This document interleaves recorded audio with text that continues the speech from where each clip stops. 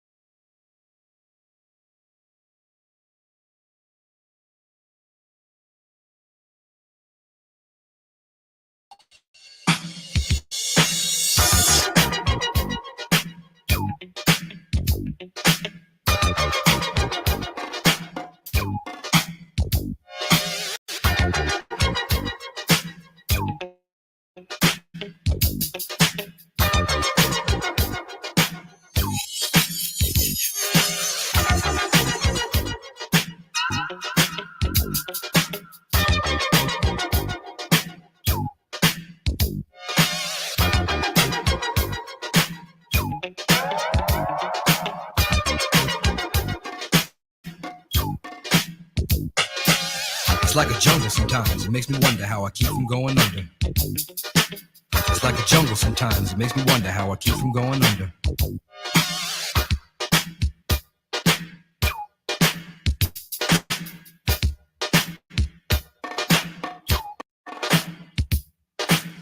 Broken glass everywhere, pissing on the stage, you know they just don't care. I can't take the smell, can't take the noise, got no money to move out, I guess I got no choice. Rats in the front room, roaches in the back, junkies in the alley with the baseball bat. I tried to get away, but I couldn't get far, cause a man with the touch repossessed my car. Don't push me, cause I'm close to the edge. I'm trying not to lose my head. It's like a jungle sometimes, it makes me wonder how I keep from going under. Standing on the front stoop, hanging out the window, watching all the cars go by, roaring as the breezes blow. A crazy lady, live in a bag, eating out of garbage pails, used to be a fag hag, such a dance the tango, skip the life and dangle, zircon princess, seen her lost her senses, down at the peep show, watching all the creeps, so she could tell her stories to the girls back home. She went to the city and got so diddy, she had to get a pitch, she couldn't make it on her own. Don't push me, cause I'm close to the edge. I'm trying not to lose my head. It's like a jungle sometimes, it makes me wonder how I keep from going under. It's like a jungle sometimes, it makes me wonder how I keep going under. My brother's doing bad, stole my mother's TV. Says she watches too much, it's just not healthy. All my children in the daytime, Dallas at night. Can't even see the game or the Sugar Ray fight. The bill collectors, they ring my phone and scare my wife when I'm not home. Got home education, double-digit inflation. Can't take the train to the job, there's a strike at the station. A neon King Kong standing on my back, can't stop to turn around. Broke my sacroiliac, a mid-range migraine, cancer, membrane. Sometimes I think I'm born insane, I swear I might hijack a plane. Don't push me, call, close to the edge. I'm trying not to lose my head. It's like a jungle sometimes, it makes me wonder how I keep from going under. It's like a jungle sometimes, it makes me wonder how I keep from going under.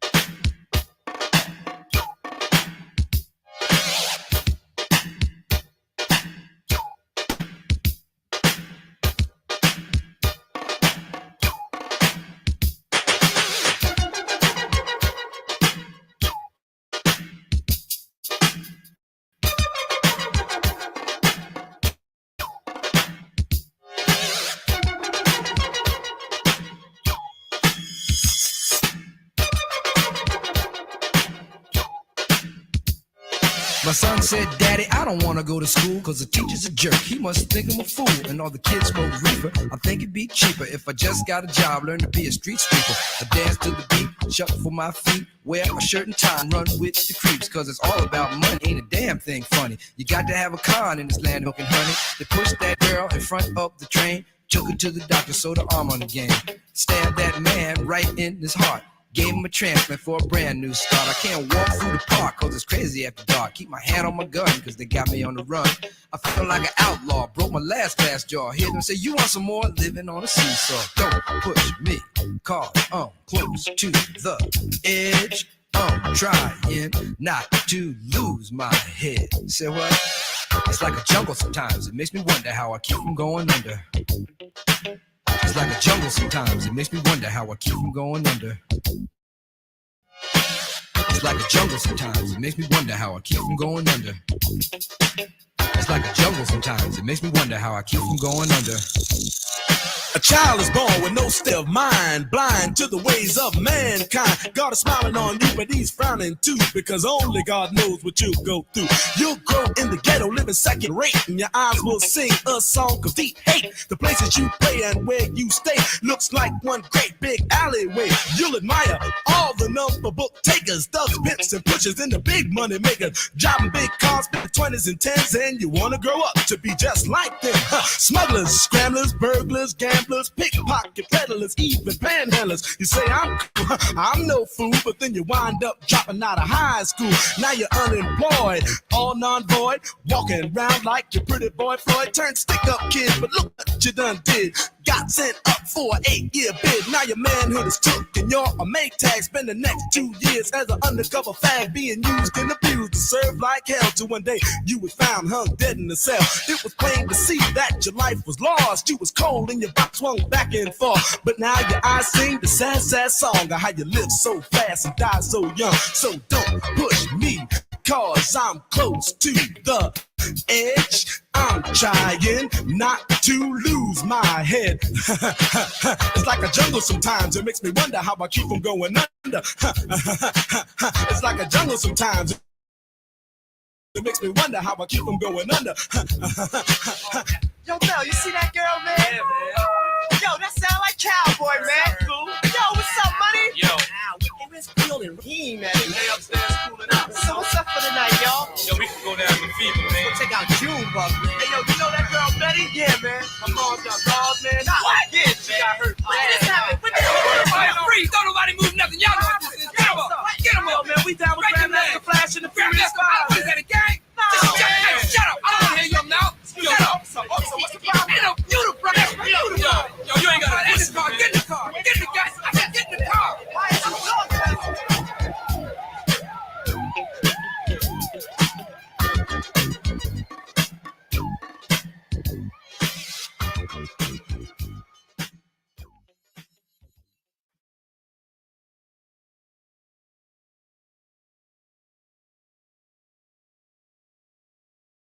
Let me shout out a couple more people. Welcome, everybody. It's the Lost Confederacy tonight. Let me see how far I can go up. Can it take me up? I got it playing on two things, y'all. I'm sorry about that. Yeah, I don't went to old school, y'all. I don't went to old school. What's happening? What's happening there, Copper Empress? How you doing? I'm good. We finna join in right now. Okay, I'm gonna finish playing my music while we let the chat build. I'm over here. I'm on my old school shit tonight. So I see you got hey, ask her a question right quick. Grandmaster Flash. Okay. Ask her a question. What you got? Ask her, can she play Kano I'm Ready? Kano Unredded? Kano I'm Ready? Yeah. Okay, she know. I don't know if I ever heard that. You know it. Okay. Halito Chief Firewater. Let me find it. And it's by who? You said it's by Kano? K-A-N-O. We got a feedback. That's why I can barely hear what he's saying, because it's like a feedback. Hold on, let me spell it. Okay, I'm gonna shout you out while Wow, he's trying out how to do it. Okay, it's OG Green Machine, R.L. Smith, Chris Jackson, Adam Real, Bella Soul, Doc Balls, Janine Murdoch, Wagwan, Miss Letha, hey sis, Jasmine P, Tony Furlow, who else is in here? Samantha White, is it I don't know why I want to keep messing your name up. Chad, no, that ain't Chad, that's Tart Wheeler. I am Sheba Lolo, none of your business. Charlene Austin, Brandon Rogers. Brandon Rogers. Okay. Bronze, Flat Power, Alicia A, Phyllis Brown. I think I got just about everybody. God in me, Keith Cobbs, Devin Clan, Fruit Shell. Enoch 0407, Mississippian, A. V. Dots, Karen William, hey, cuz. Who else? Make sure I ain't miss nobody. Crypto Case, Carrie D, Mr. Fly Dog Brother, T Traps. I think I got everybody. Welcome. If I miss your Obsidian, please try charge it to my head, not to my heart. Young Renee, I'm trying to, and Regal, the Aboriginal. Welcome everyone. I'm gonna finish playing. Did he put it in the chat where I can see it, where I can pull it up? Yeah, I put it in the private chat. I think. Okay. Okay. Yeah. Hold on. Okay. Let me see if I can find it real quick. Hold on, y'all. I'm gonna put myself on mute.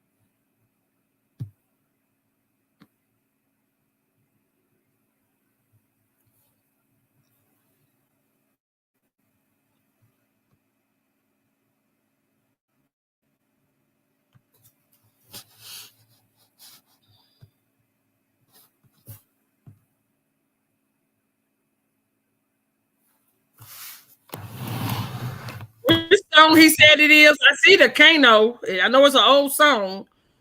Yeah, I think it's the I'm Ready one. Kano, I'm Ready. Huh? I think it's I'm Kano, Ready. I'm Okay. Yeah. Okay. Well, it's gonna be my first time hearing it too, so I don't know what's about to be played. Okay.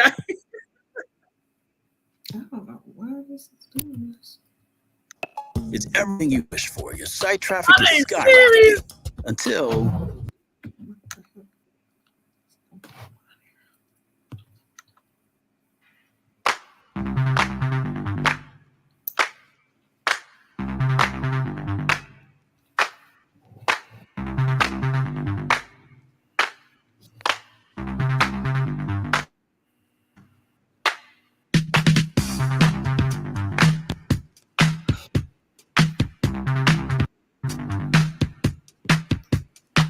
They playing with my shit.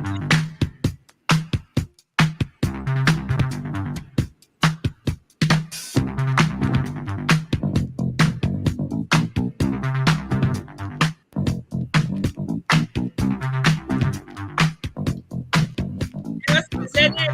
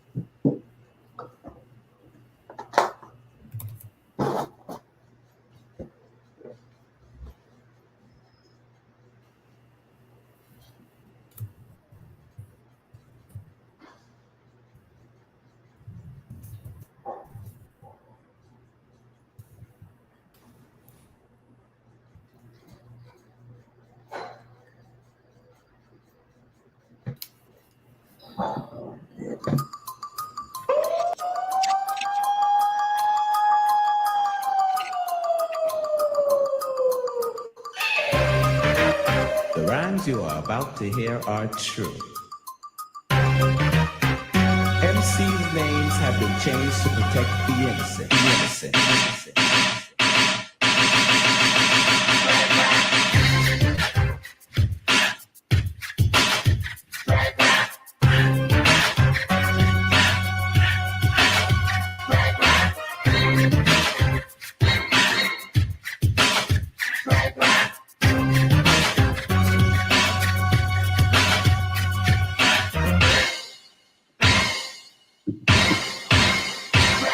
Story starts in a town that was not tame. There was no laws, things were insane. In order to survive, you had to be me. Our story starts in notorious Queens. City gang leaders found to me the ultimate conclusion. One's defeat. They ruled their turf with an iron hand. Bucks can't play. The filthy Trigger Man. Trigger Man.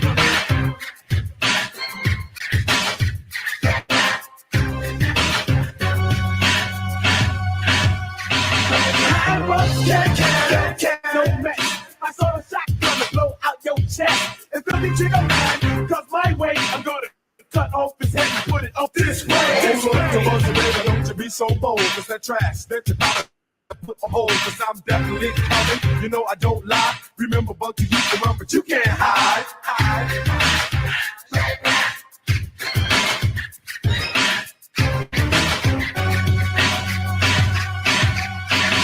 Alright, boys, the plan goes this way. I wanna blow Trigger Man back to yesterday. Nardo, I want you to go to his house. Ring his doorbell and punch in her mouth. Now by the hair, go to the bumper of the FOD. Drag her with the and her back in the yard and Dad sends his regard.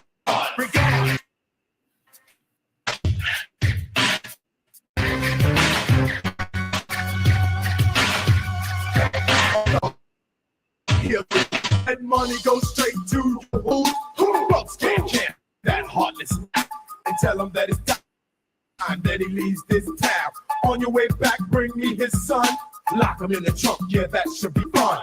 So Bugs knows he too have his son fitted for cement shoes. Then drag him from the river, throw him back in Bugs' yard with a note around his neck saying Trigger Man's hard.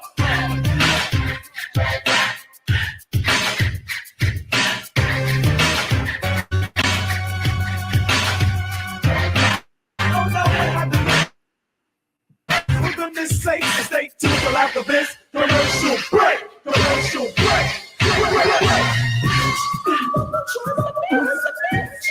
Got it. Got it. Got it. Got it. Got it. Got it. Right here. Got it. Got it. Got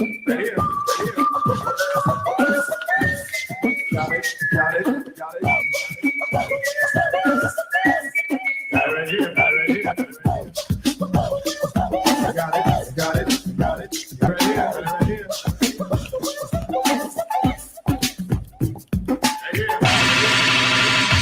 Now this battle goes on for quite a while.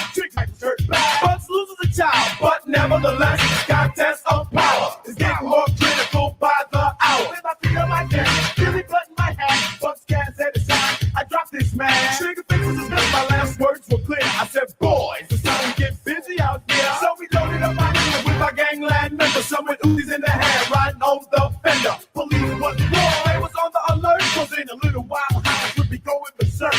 Yes, I'm the place where the Panthers is showdown. New shovel fast, it was like people's town. River rolled up, the distance were safe. Bumps to third, Trigger to fifth place. 9mm cock in the air, one side is on a lousy cock. That doesn't matter, put on my Uzi and rat-a-tat-a-tat-a. Trigger yelled scatter, my posse dispersed, and the spray that went back was 2 times worse. Rat-a-tat-a-tat-a-tat-a-tat-a, boom, boom. What the song they was said to assume, being held in the hands of Elliot Ness, standing on the roof with badge in his chest. He said, "All right, boys, fill up his hair, so let's drop those weapons. Put your hands in the air." Came out the mouth, a punch can't put on the air. This man, Elliot Ness, it's when I be around all the judges and any jury. I'm the one that rules and come back. Tell him who I am. Bugs can. Now look, Mr. Ness, you must be new. A flat-footed, pointy-ass stinks punk screw. This filthy trigger man has one thing to say. You better get off that roof and be on your way. So don't waste your time arresting me, cause on your paycheck inside Trigger Man Phil. I'm above the law, so don't feel cheated, Mr. Next. Put an egg in your shoe and beat it. Beat it. So with this in mind, let's nested shout. There'll be a tree stand we all when you get out. And if anybody runs, you boost, I'll cook 'em. Gave a smile to his boys and then said, "Book 'em, book 'em, book 'em, book 'em, book 'em, book 'em."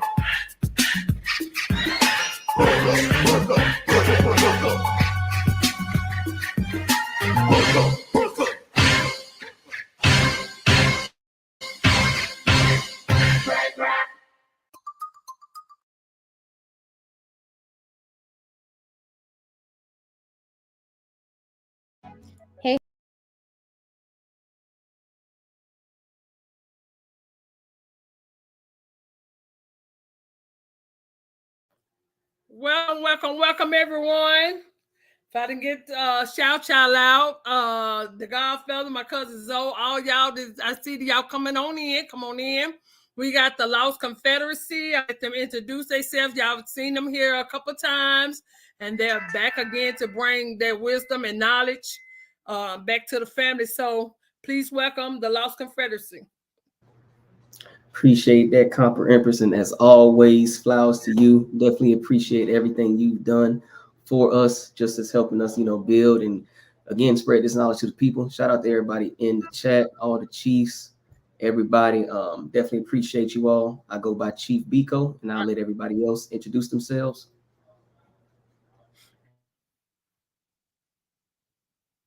I appreciate y'all for coming and bringing the information.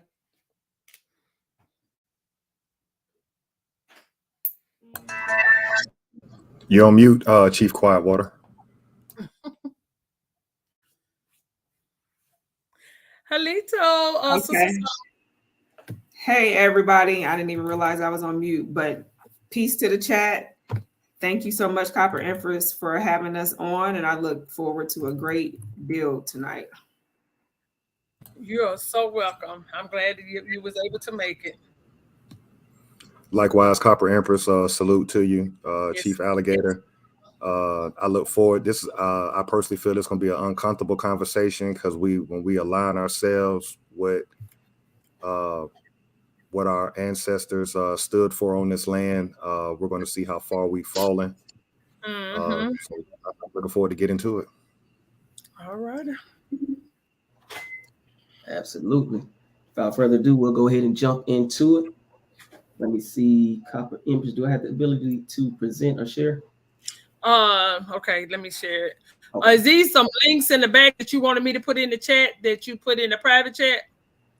Yeah, let me go ahead and drop those for you. I see some that's back here. So, okay, I see one. Okay. Yeah, so that'll be for everybody to pretty much click on and follow along.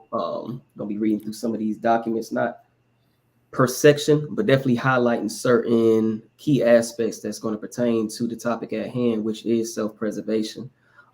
This is one thing we have to practice as a group. This is a non-negotiable as far as being willing to pick up that stick, pick up that weapon, and kill for your people.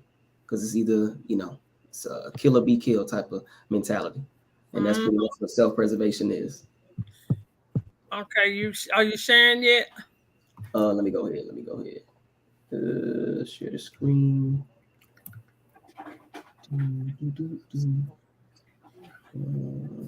I played the right song then, Trigger Man. I'm telling you, you already knew you was in alignment. Let me see. Can you see the screen now? We good? Yeah. Okay. So first and foremost, definitely wanted to point this out or play this quick little video. Because this in itself is going to show how the European, aka that United States citizen, is practicing self-preservation within their own government. So just a quick little synopsis, basically a little breakdown. They're going to talk about how this United States government is infiltrated with militiamen. We already knew this. We already know that they have their warriors in each section, in each sector of this government. But I definitely wanted to highlight this because this is something that dropped last year. And it's pretty much like a proclamation. They're pretty much putting people on notice saying, hey, this is what it is. So when shit go down, this next coming election, don't act surprised. We gave y'all a warning. So I definitely want to go ahead and play this video for y'all, and then we'll jump into it. Defamation League's Center on Extremism is out with an in-depth analysis of a leaked Oath Keepers membership list from a year ago, which finds there were hundreds of names on it of current or former elected officials, law enforcement officers, and members of the military. The Oath Keepers are a far-right militia group, multiple members of which stormed the United States Capitol during the insurrection and then attack on January 6th. For more on this new report, CEO and National Director of the Anti-Defamation League, Jonathan Greenblatt, joins us now. Jonathan, thanks for being with us. So take us through the report that you all did, how you got your hands on the list, and what were some of the more troubling aspects of what you found? Sure. Thank you for having me this morning, Willie. And I will tell you, this is a chilling report, the likes of which we've never released before. Last September, ADL analysts were able to get our hands on a data leak of the Oath Keepers membership rolls. There were 38,000 names that were essentially pulled from their records and put out in the open. Our analysts pulled down the information before the Oath Keepers could pull it back.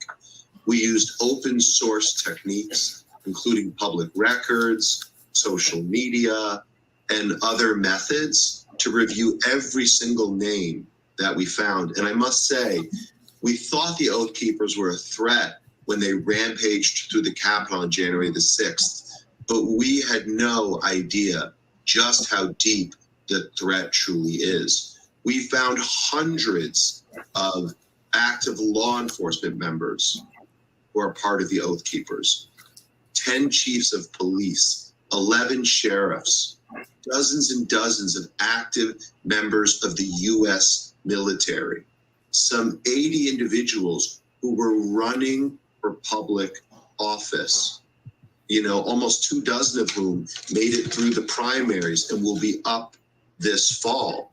And look, you might not know all of these names. Many people might know Arizona State Senator Wendy Rogers, who still, months after the terror attack at the Capitol, proudly proclaimed that she was an Oath Keeper and supported the group.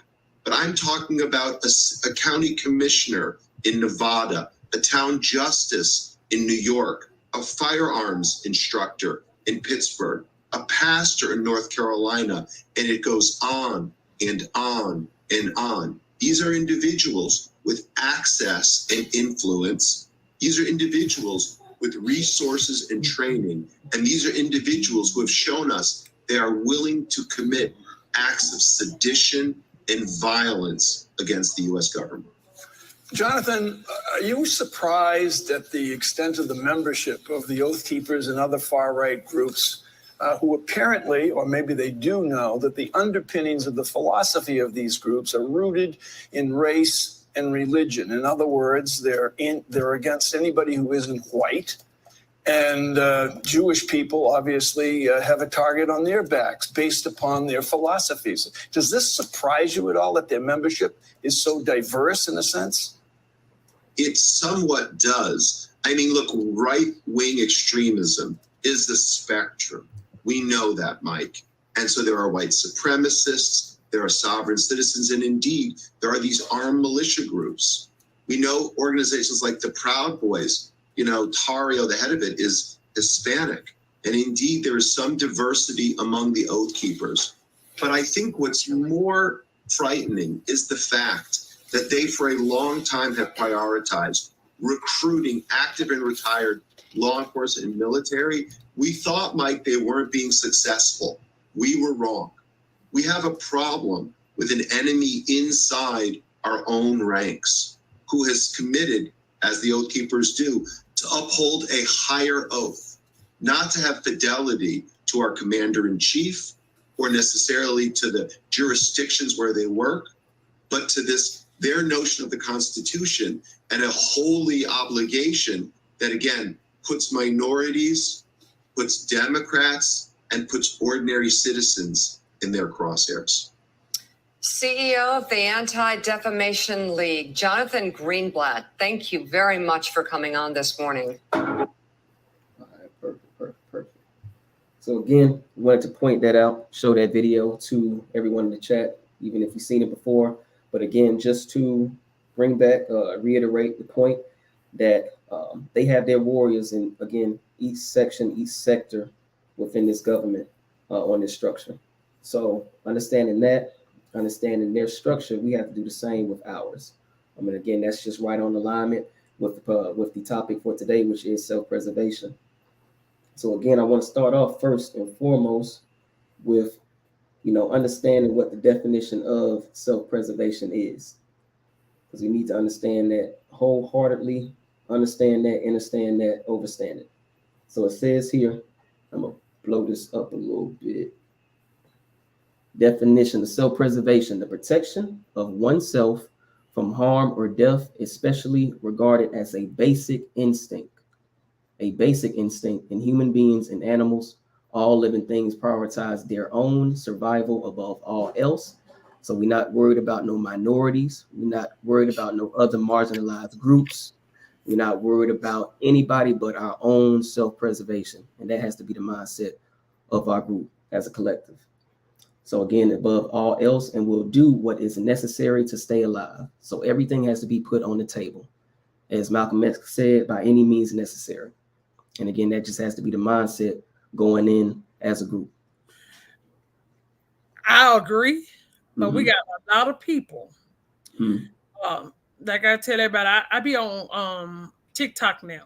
I have noticed we got a lot of people that's us that believe that they're Africans. And they all on the panels with these Native Americans going against us.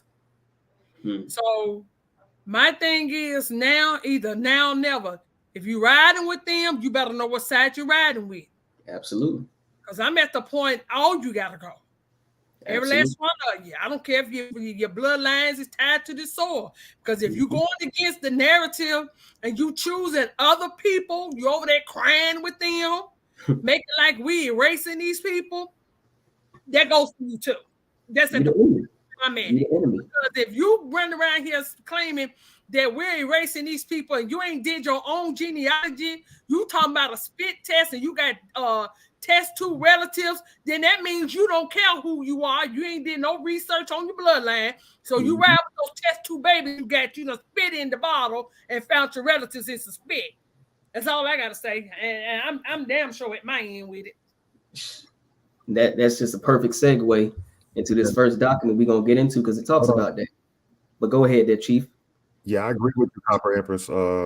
Just to add on to that, most of us don't know that video was just shown, and I don't think we really understand that the United States government is infiltrated with militia. This last voting cycle at the end of last year, when you voted, you don't know that you probably put an active militia person in office.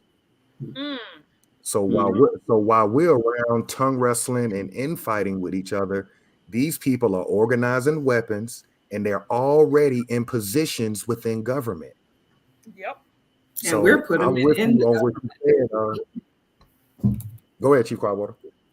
I'm sorry, I think I'm lagging, but I was just saying that we're voting them into the government. And the fact that they're putting it in our face and letting us know, giving us public notice that that's what's going on, basically. Facts. Yeah, because if you agreeing to be black, that puts you in their district. That's what people fail to realize. If you don't know who you are, and people running around here crying about them, saying that they put the Jim Crow ain't never came off the table. They traded the damn rope for the gun. Jim Crow ain't never came off the table because it still lines up with the Casual Killing Act. So if you come by black, African American, that means you have nobody to protect you. You are their property, and property can't own shit because you are property of United States government.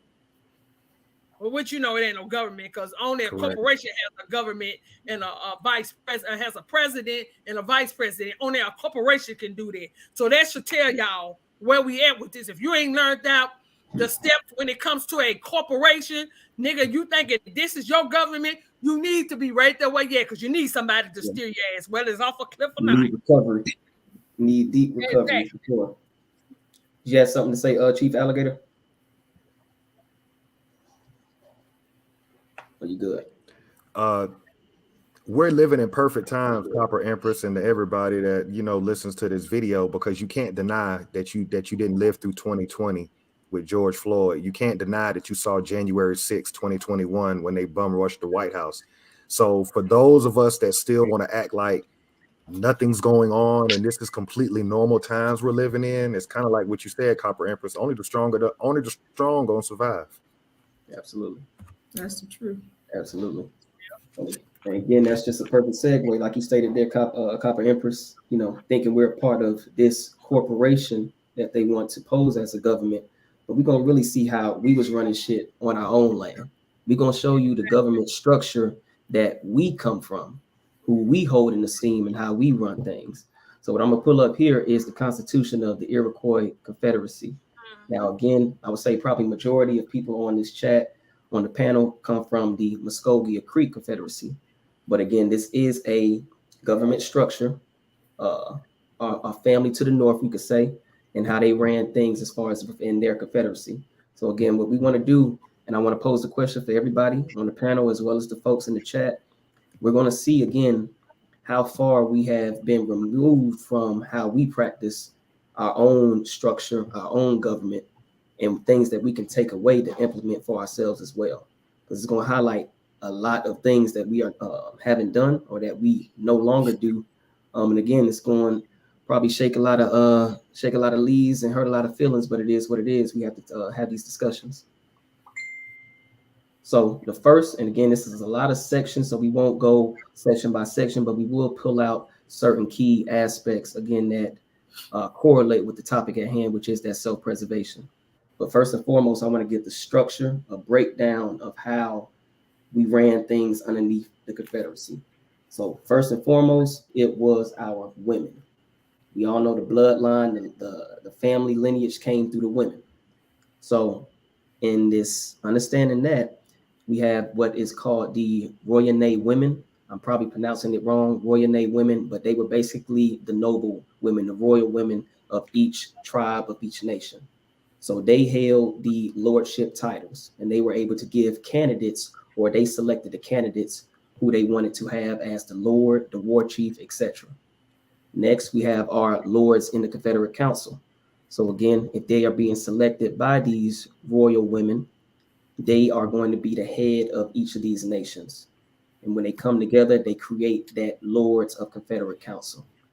Underneath that, we have the Lord, which is going to be the advisor of said nation within that council. And underneath them, you'll have your cousin lords. So you have your Lord of your nation, then you'll have the cousin lords, pretty much the council lords of that respective nations. Each nation is going to have a war chief. You got to have somebody who's willing to pull out them sticks when it's time to get dirty, and have that person that's willing to negotiate with the stick. Right now, we have nobody that is acting as a war chief for our group of people. Right now, we have preachers and educated or quote unquote educated individuals who are acting as our speakers, our war chiefs. So we out of the alignment right there. Next, after that, you'll have your nephews and nieces who pretty much manage that lord that was selected. Then you'll have the people, everyday people. And what they can do is basically bypass that war chief in case of emergencies. So again, understanding this structure, that's going to tell us a lot about, again, how we ran things on our land and how this document is going to show us how, again, we're so far removed from that, but how we can get back to natural law, how we were running things again on our land. So one thing I want to point out in this first section will be number 2. And I'm going to jump down to where it says here, if any man, let me highlight this, if any man or any nation outside the 5 nations shall obey the laws of the great peace and make known their disposition to the lords of the Confederacy, they may trace the roots to the tree. And if their minds are clean and they are obedient and promise to obey the wishes of the Confederate Council, they shall be welcome to take shelter beneath the tree of the long leaves. Basically, what I took away from that is that if you are a part of another nation and you can trace your roots, your lineage back to this land, and you want to be a part of that, as long as you obey our laws, not the United States government laws, not any of your Pan-African laws, not any of your quote unquote Native American laws. If you are willing to abide by our laws, the laws that we set in place, and you can trace your lineage back to this land, then you should be welcomed with arms.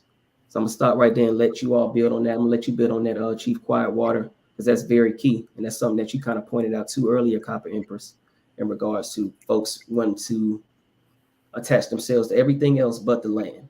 Mm-hmm.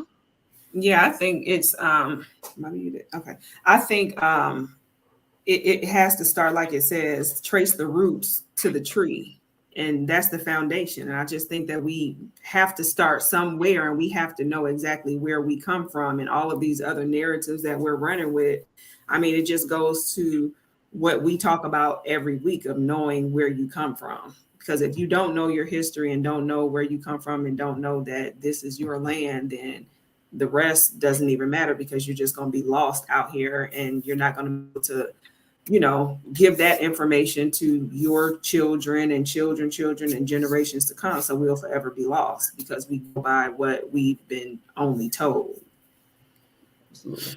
That right there is a fact. As far as you know, American Indian is a bloodline. It's a bloodline. What people don't understand, when people holler Native American is not a bloodline. Native American is a political group. Mm-hmm. They have memberships. That's why they go by the 1/16 or whatever they call it shit, blood, because they're not tied together by blood.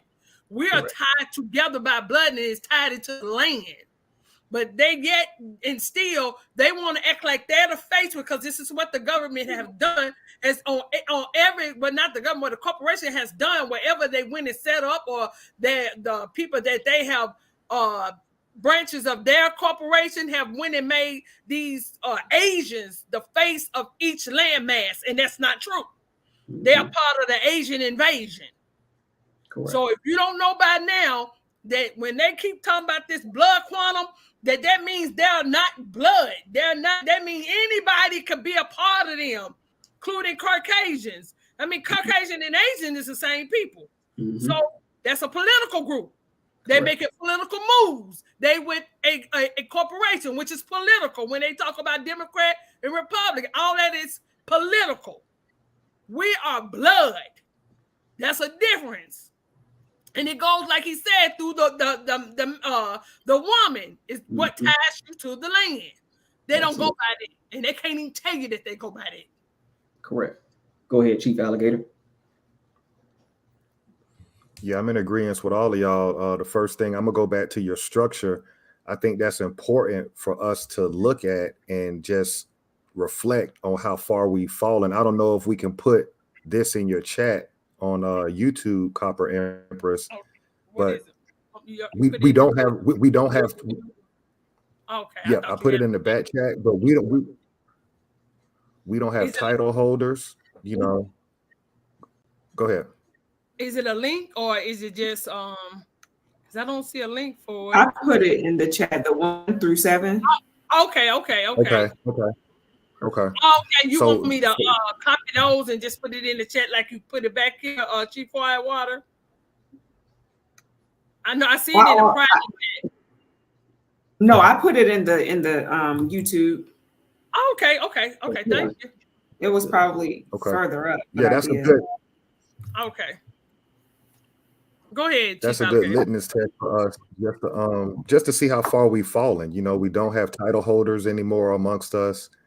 The fact that Lords of Confederacy, you know, we're taking that name back. You know, they what they did was they made the boogeyman out of our own ancestral government by hijacking it and putting redneck's face on it.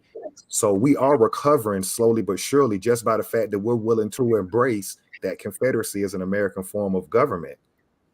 In addition to the bloodline and the family tree, I know for my family in particular, that's how our lineage is broke down. It's on a tree, and at the root of that tree is the oldest family members that we trace back to, and then everybody else is branches. You know, so that's what I thought about when you read that section, that we're in alignment. It's just that we have to clear our heads and really get back closer and closer to the land. But we've never really left. I know for my generation and probably you, Copper Empress and Chief Quietwater, when we think back when we were little, a lot of this stuff we can kind of remember. I think we just got caught up through the brainwashing facilities called school and TV and trying to live life and excel, that we kind of got brainwashed for a while. Now we're coming back full circle and coming back to who we are. Correct. And great points there. Section 3, I'm gonna just highlight one particular aspect that I think that is super crucial for us to practice. And it says here, the smoke of the Confederate council fire, and this smoke is kept up as well by those cousin lords. So again, one of their responsibilities is to make sure that this fire is never put out. I know that may seem very minuscule and things of that nature, but there's a reason behind all of these responsibilities, and it's a very important responsibility for that cousin lord. But it says here that the smoke of the Confederate council fire shall ever ascend and pierce the sky, so that other nations who may be allies may see the council fire of the great peace and basically come if they want to be a part of said nation. And I think this is very key for us and very crucial, because we have to be on code where, say if we had something established where, okay, one of ours gets gunned down, everybody within that 100-mile radius of wherever that incident took place pulls up. Now we talking about some real power, some real self-preservation. You see what I'm saying? Yep. So when I read this and he said, okay, that this fire should be so big where all of our allies can see and can come running. Okay, this can still be practiced today. You see something happen in Memphis, Tennessee, where one of ours gets gunned down. Everybody within that 100-mile radius, it could be bigger, it could be, whatever. But we all need to be on code to say, okay, we pulling up. And we're not pulling up with signs and buttons. No, we pulling up with sticks, weapons, and we trying to see what the fuck is going on. Why is one of ours laying down? And that's the mindset that we have to have. Yes. Agreed. Agree. All right. For me on that, y'all, just to end, I'm just going to bounce on the word council. That's something that we've lost as well as a group of people, but we are breaking that curse by being on your channel tonight, Copper Empress. Council is just a fancy word for saying mastermind group or groupthink. We don't have that amongst our people right now, where we trust a group of council. You understand? We're not the black Congressional Caucus is supposed to be that, but we don't have it. So I want to highlight that in addition to making that fire, there's also council going on. And that's something that we no longer have. Everybody just does their own individual political organization or religious entity, and everybody's kind of like isolated, going for self, versus us all coming together under a common thread. I'll stop right there. See, that's the thing, like I said, our people so messed up with religion. It's like people rather join a church or join a sorority, a motorcycle group, than joining their own lineage to survive. It's done got that bad. Well, if we say who we are, they'll argue, even though like we got family members know who they are, but they just don't give a damn. Facts. They've been so used to just living life as what it is, even though it's our culture. But They don't know it's more to the culture that they're living. They don't know that there's rules to this shit. Facts. Correct. Your thoughts on that, Chief Quietwater? Chief Quietwater, can we get, you say you posted this list right here. They want it again. I guess everybody want to copy it, or can you send it to me in my email and I can share it as well? Because everybody want a copy of this. Okay. You mean the what we're going over right now? Yes. Yeah, the structure. Okay. Got you. I sure will. But no, I am in agreement with what everyone is saying. We are taking good strides. There's groups of us that are doing the right thing and making strides towards where we need to be going, but it just has to be all together at once, basically. Correct. Correct. And lastly, within this beginning section, one thing that I really want to highlight too is going to be on this number 15. And this is how we have to treat all foreigners, in emphasis on all. So what it says here, no individual or foreign nation interested in a case, question, or proposition shall have any voice in the Confederate Council except to answer questions to put him or them by the speaker, put to him or them by the speaker of the Lords. So basically what this is saying, that no other individual or foreign nation shall speak within our government. Did I what? No other, no other. So again, we can't be allowing all of these other groups and individuals into our own government and then having a voice. That's not going to work. And we're seeing here that this was written within our government from the get-go. They understood this. Hey, you can, the only time you need to speak is when you are being spoken to. You may see that in movies. I think they had something like that. Oh, getting some feedback. Okay. I meant to come over and get my money from you. Did you? Y'all get feedback too? Okay. Copper I'm Empress. sorry, y'all. I thought I was on. No, you good. I was like, hold on. I don't know if I'm getting feedback. All good, all good. But again, like I was stating, basically, we even seen this in movies. I know everybody wants to go see, Black Panther. I think it was something when the European character came into one of the head of the tribe's members' home and started speaking, and they was like, yo, why is he talking? That same mindset, that same attitude was already established within our government, and we have to reestablish that when it comes to our group of people.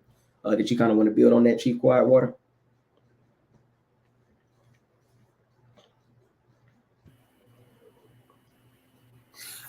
Yes. Basically, I definitely agree. We definitely have to be selective of who we let and allow to speak for us. The four people, the forefront people, we keep selecting these preachers. And like we said, the Congressional Black Caucus does absolutely nothing for us. So I definitely think that we need to get better with being selective of who we allow to speak for the whole of us. Absolutely. And even who has a voice within our organ or our government structure. I feel the only people need to be speaking for us is the indigenous people. Not nobody with ties in no other land that knows who they are. We don't want you to get up and start talking about African American and Black. We want you to address us as who we are. Call us by our name. Don't be up here calling us these misnomers because you know what you're doing. Correct. When you call us by misnomers, you are literally calling us a slave and property. We don't need no more of that. We've been misled for too long. If you ain't gonna call us about who we are, we don't need you to speak for us. Absolutely. And before I pass it to you, Chief Alligator, it just brought, just a light bulb came in my head. That lines up perfectly with that Black Caucus that's supposedly supposed to represent our group. But again, none of them individuals, or majority of them individuals, you could say are not from this land. So again, going back to what Chief Quietwater stated, as well as Copper Empress, you have these foreigners representing these foreign nations speaking, especially supposed to be speaking for our group of people, which cannot happen. Go ahead there, Chief Alligator. Yeah, the only thing that jumps out to me on this one is the power of no. Whoever we as a group of people have speaking for us, if you're on the outside of that group that's chosen to represent this group of people, you only speak when spoken to. That's what I'm taking from this. So yeah, you're not going to come into what we got going on and think that you're going to run something and dictate. So it's the power of no that I'm taking from that. Great call out. Great call out. That's going to lead us into this second section, which is the rights, duties, and qualifications of the Lord. Definitely want to start off and establish that the Lord, or the title of lordship, was given by the women, the Royale women in particular. And those were the women that held the title of these head families, going back to, again, the family tree. You have offset branches, your cousins, nieces, nephews, uncles, aunties, but you also had that head family, which held the title. So understanding that is very key, and it's very important that our women understand that, because again, the bloodline comes through the women. We all come through women to end up where we are today. So understanding that, and understanding this in particular that also poses the question or puts the pressure on the women, not even necessarily pressure, but it puts the onus on the women that our women have to have that discernment to be able to select the proper leadership, to be able to select the Lord that's going to represent this nation, select the war chief, and et cetera, et cetera. So what I wanted to highlight here in section 18, so it basically states no Lord shall be asked more than once to attend a Confederate council. If they neglect or refuse to attend, the other lords in that nation, basically those cousin lords, will require the war chief to request the female sponsor of the lord to demand his attendance. If he does not, and he rejects the female sponsor, then the women holding that title will immediately select another candidate. So again, the power is given to the women as far as giving that title to these individuals. And that's very key, because it's very key that, you know, we understand this because we have to protect our women. First, like I think it's important to understand that's where the balance comes in as well. Mm-hmm. You know, the men have their, you know, proper place in the nation, and the woman plays a role, but both roles need each other in order to make things work cohesively together. Correct. Yep, that's correct. Can y'all go a little bit deeper, Chief Quietwater and Copper Empress? Because here you're clearly seeing that y'all have the power for anybody who carries a title within the Confederacy as women that give birth to boys. Mm-hmm. Can y'all build on that? Because y'all know who the leaders are of the kids when they're growing up. Y'all know who the hothead is. He may end up being the war chief. Can y'all build on that? Because you got this gay movement going on that's trying to drown y'all out, as if those gay kids don't come out of y'all too. Can y'all build on that? Definitely. You know, when you raising children, even just your nephews and your nieces, you pay attention to which one is not gonna take the shit. You know which one who's with it, who's ain't. So you have to see everyone has a different spirit about them. Mm-hmm. You know, so you got to be able to pick that strong one. We don't need no weak-minded ones. And, you know, when things get heated, then you backing down, because that's not what we need anymore. We didn't have too much bagging down and trying to get along to go along to get along. We don't need that anymore. We done seen what that's got, because a lot of them stopped doing that at home and started letting the pastor do it. We ain't letting the pastor do nothing no more, because we see what the pastor did was sell us out any damn way. Right. And I think it's also important because us as women, we do have the discernment. And I think that we just by nature, we because like you said, we do give birth to, you know, we give life. So I think that it's important for the women to be the head, because we do have that insight or more nurturing type of spirit to know who may and who may not be the right pick, or it's just something in us. I guess it's just that intuitive spirit that we have. We can definitely see which one is timid, which one is going to be like, go stand this ground. Because you can see with children nowadays, even, you know, like when I was helping raise my nephew, you could just about tell which one, like if you would say, well, tell the other one that you sorry. If they gonna stand their ground, they ain't gonna say I'm sorry at all. Right. They don't give a damn to beat their ass, and they still ain't gonna say it. Right. Absolutely. You know, and I've witnessed that with a lot of, you know, my daughter and my nieces. I mean, like, say sorry, and they'll just keep standing there looking at you like, oh. Apparently, what they're saying in their mind is, I did it, and I'm gonna stand in it. Right. You know? And it's very key that we don't take that away from those individual children, because those again are going to be our war chiefs, because we don't need a war chief that's going to back down. We need one that's going to be willing to fight and be willing to have an adult conversation if need be. You know, you understand me? So we don't need them to be, well, you know, I understand now, y'all have our shit. No, we need to cultivate that energy so they can be again. We need those crystals. What's his name? Crystals addicts. We need those type that's ready to goddamn run, jump out the window if need be. Facts. Right. Facts. Absolutely. Coming up in the prize like I did. If you came to our goddamn yard, oh, you must came to get your ass whooped. Because that's how we was. My mom used to say, don't go to their house. Let them come here. Don't you go to their house. And soon they came around there, it was on. It was open season. Yeah. Yep. And that's the type, we've been raising our children to be so polygenic. Now, with the people outside the blood, well, there be kids will be kids, but we need to teach our, well, not kids, children.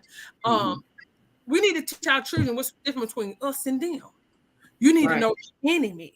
Because we have to get back to who we were. So once we get back to who we were, then we need to be able to point out, you see that group of people, those are not of the bloodline. They're not of the bloodline. And I don't need you to be over there making deals and friendships, because then that's where things going to get complicated, because you done made friends with the enemy. And we seen how that got us. Every time we got them in somewhere bracing somebody, they got the knife in one hand, bracing you with the other hand, and putting the knife in the back. The scene where they got it. It's time out for that. Correct. Go ahead, Chief Alligator. And I just want to add in what you, Chief Copper Empress, what you just said. I want to just add on that so we can see how far we've fallen. It went from y'all choosing the titles of who we were going to be as far as men. Now it's based on how many degrees you got. Yeah. So you say you grew up in the hood. We can take it back to a time when you had kids that were known in the neighborhood, and then you had kids that were known in the classroom. Absolutely. The kids that were known in the classroom were irrelevant in the neighborhood. In the neighborhood, they had no weight. Absolutely. Y'all follow me? So now we live in a time where the people who are not the people known in the classroom are our leaders now. Them niggas ain't got no weight. Nope. I remember when people used to see me coming with, like, somebody be messing with my sister now, they be like, oh, y'all, here come Nelson. They knew I was coming with the shit. They knew I was always with the shit. Yeah. All they had to say, that once somebody was down there fucking with my sisters, here I come. They already knew. We don't need nobody, like we said, to back down. Correct. We've been bagging down for too long. And then that's when they start giving us our heroes. That's what they started doing, giving us our leaders, mom, don't fight, water, and everything, this dog sicked on you, water sprayed on you. Do you actually believe that that's gonna go down today? Hell with no. the way these children doing now. Right. Now keep in mind what you just said, Copper Emperor. Put a pin in what you just said, how your sisters will come get you. Because we're going to get into that in this document, and it's going to clearly show who's supposed to be the leaders. And you also said about going in people's yard. I grew up the same way. That's one thing you did not do. You never brought issues in somebody's yard because that was a natural law. You probably going to lose. You don't fight somebody in their yard. That's home field advantage right there. Bring that ass out in the street in front of your house. That's a different ball. Yeah. Facts. You come in the yard, oh, now everybody on your ass. Real shit. No, that's facts. That's facts. You talking about family running out the door everywhere. Everybody running out. That's how we got down back in the day. You folks really come around in this yard, the whole family's coming out the house. My mama Linda used to get out there with us and fight. And it wasn't no talking. Nope. Wasn't no questions being asked. Talking because your uncles done already told you when you walk up there, go dead in his shit. Ain't no talking. That part. Ain't no arguing. Yep. Man, look, we could build on that all day. For real. But I'm gonna point out this section 21 because this goes back to the point where you was talking about again, women having that discernment, having that intuition, but also we laid it out plain and simple of who would be ineligible, who would be ineligible to lead. So it states here, certain physical defects in a Confederate lord make him ineligible to sit in the Confederate Council. Such defects are infancy, so pretty much somebody having a young mindset, idiocy, straight up idiot. We know you ain't about nothing. You don't know nothing about nothing. We can't have you leading nothing. So we got the blindness, idiocy. blindness, deafness, dumbness, impotency. Look, we understood. Look, we know cousin Sam over there. He a little slow. We can't. He gonna do what he do. Leave him in the corner. Real talk. Leave him in the corner. We not gonna pick cousin Sam to lead. Right. He can do something else, but not something else. Why I'm laughing because when I was doing my genealogy and we were pulling records, y'all, and they had a record of roles with idiots. I was like, what? Wow. The roll said idiot. I said, oh my God, these people are coming for me. Yo, that's funny as hell. That's crazy. But hey, I mean, it's in alignment. It's in alignment with what they're like. Okay, we're gonna make sure we account for who we know can't be in no leadership position. So again, nothing personal. It's just is what it is. And it states here, when a Confederate lord is restricted by any of these conditions, a deputy shall be appointed by his sponsor to act for him. But in case of extreme necessity, the restricted lord may exercise his rights. So again, we already knew off rip who could and who could not lead based off of certain characteristics, certain defects. So definitely wanted to highlight that. I just put the link in the comments again, just an FYI. If you want to pin it, it's going up fast. Okay. Oh, you just put it in the YouTube thing again. Okay. Thank you. She just put it out there for anybody that wants it. She said it's going up fast. So let me, okay, in the Lost, it's right there with the Lost Confederacy. She just put the link out there for this. I'm doing it again. We definitely don't need our nephews that's out here in tutus and got them dropping their hand with a purse. You can't fight on the battlefield in tutus person. We're not. I'm gonna let you set your ass on over there in the corner. And does that describe the Black Congressional Caucus? If we look at those words, are they blind to the fact that they're calling us black, and we know the people know we're not black anymore?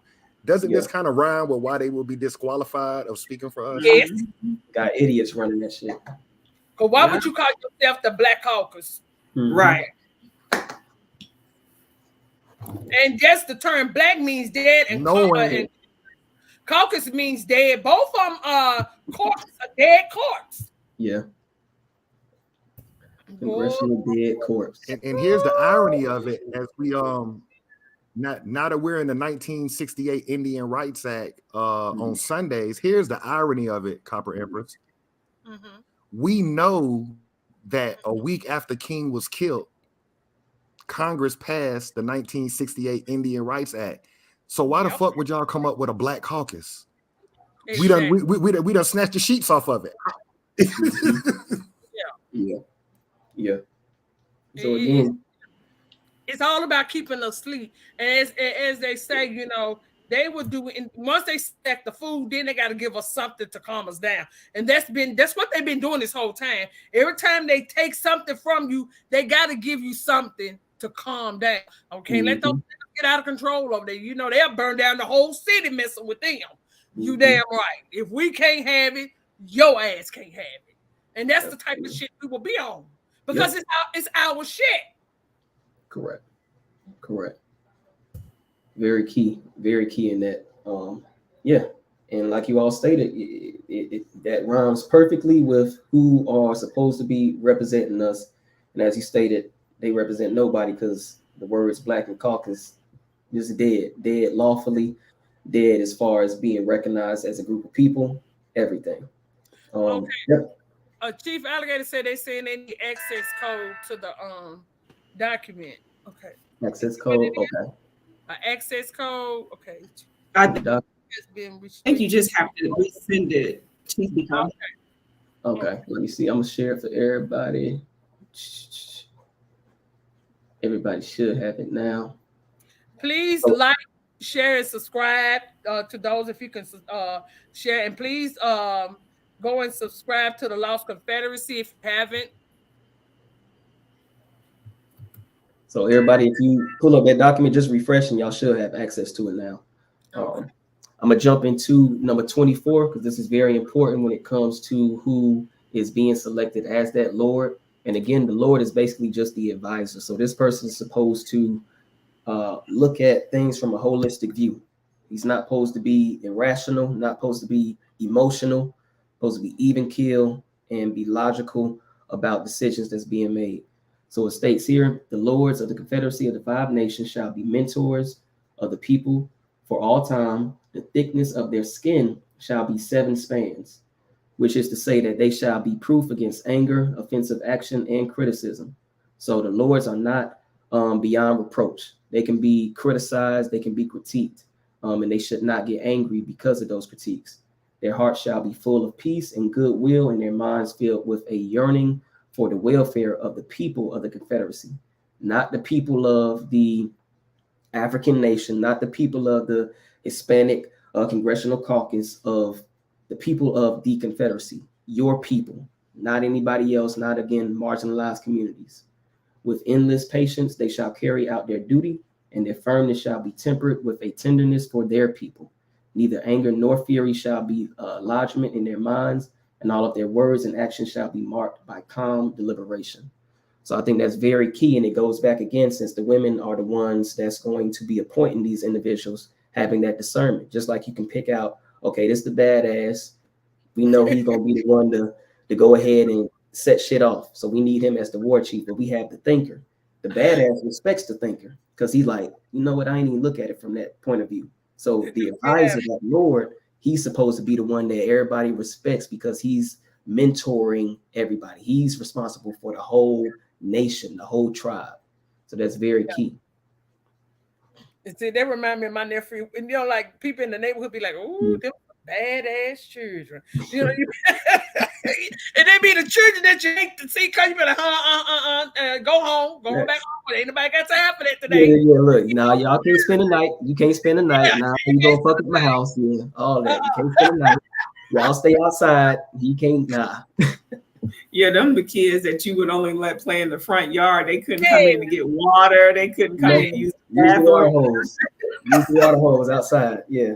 Yeah. Your mama know you around here. That be the first thing.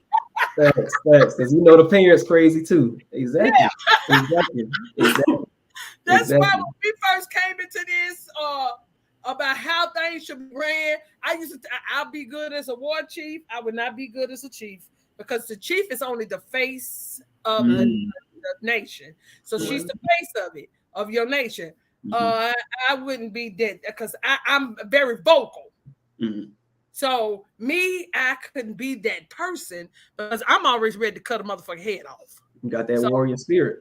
I can't do it. I said, no, I would have to find somebody in my lineage to be that face that have a calm, cool head and is able take that stance and she can be, in her position and won't back down. So I would have to, now if I had to step up to be the chief and I have to back and like quiet that spirit in me, let something pop off, and then I have to, sometimes you got to play more than one role.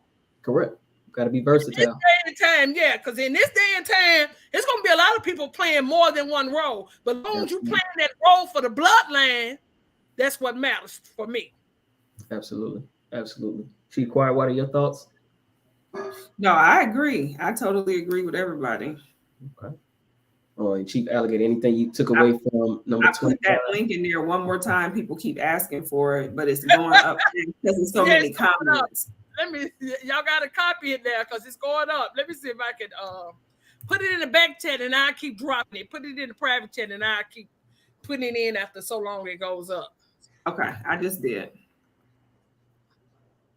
And Chief Alligator, you had any thoughts on that section 25, just in regards to who that leader or how their demeanor should be? I think it was 24 actually.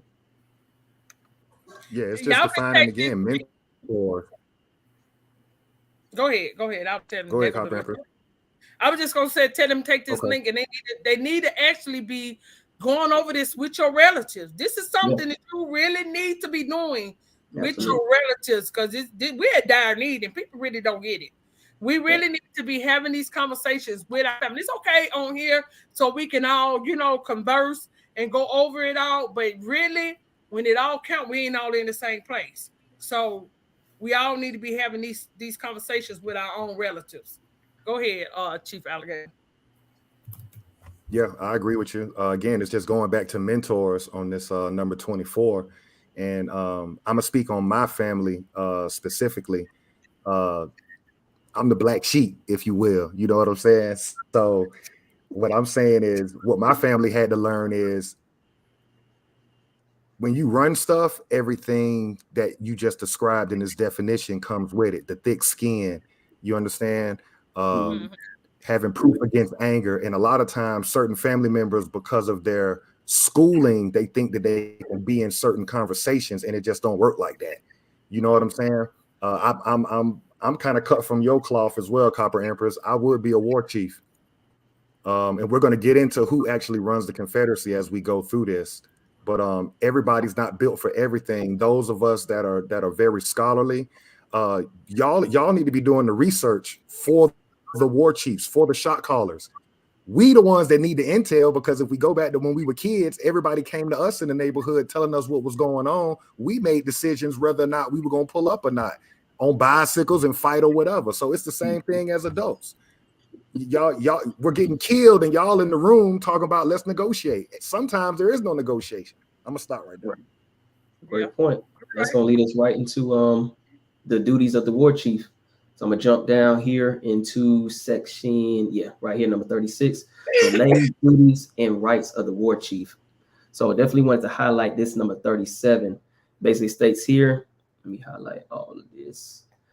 There shall be one war chief for each nation. So again, one war chief for each tribe, nation, and their duty shall be to carry messages for their lords and to take up arms of war in case of emergency. I'm gonna just pause right there. And that just goes back to what Copper Empress as well as Chief Alligator stated. Sometimes we don't need the Lord or anybody else to speak. We just need action to be taken. We need the war chief to say, okay, this is extreme. We need to go ahead and handle business. And that be it. And you kind of want to build off of that there, Chief Alligator? That's natural law. Every group of people have warriors and a war chief. Again, we've fallen so far as a group of people that we don't even have a warrior class. To be more specific, our warrior class is in prison, or we let European media call them thugs through the news. But we have no war. We have a warrior class. We've just fell so far out of our natural order of being organized that there's nobody that any group of people fears when they do harm to us, whether it's benign and neglect politically or whether it's outright murdering us. There's nobody that like, oh, now don't do that now. If you do that with the American, such and such gonna put. There's no threat to kill us at this point. Yeah, exactly. That is the truth. Nobody fears. I was just saying this last week on my live. We are starting to look like bitches around here. I don't take that lightly. Yeah, I don't take that because I'm not no bitch, and you ain't gonna treat me like now either. See, and that's the case because these people actually think that they can say and do what the hell they want to us, and if we respond, we angry. Right. Bitch, y'all seen angry. I'm moderate right now. You ain't seen angry because you don't want to know what my mind goes to really at this point. And it's funny you said that too, because every other group of people, going back to that that term thugs, every other group of people has their quote unquote thug. You got Italians with the mafia, the mob. You got the Hispanics with the cartel. You have the Asians with the triad, and they wear both hats, but they understand that, hey, certain things need to take place, or when certain things happen, certain individuals get called upon to make sure shit get taken care of. Yep. You see what I'm saying? For our group, we don't seem to have that. We have these, certain gangs, but nobody is calling upon these gangs to pull up on individuals that have done harm to the collective group, whether that be because we don't understand who the hell we are, or whether everybody's just on a, I'm fending for myself in my particular set type of shit.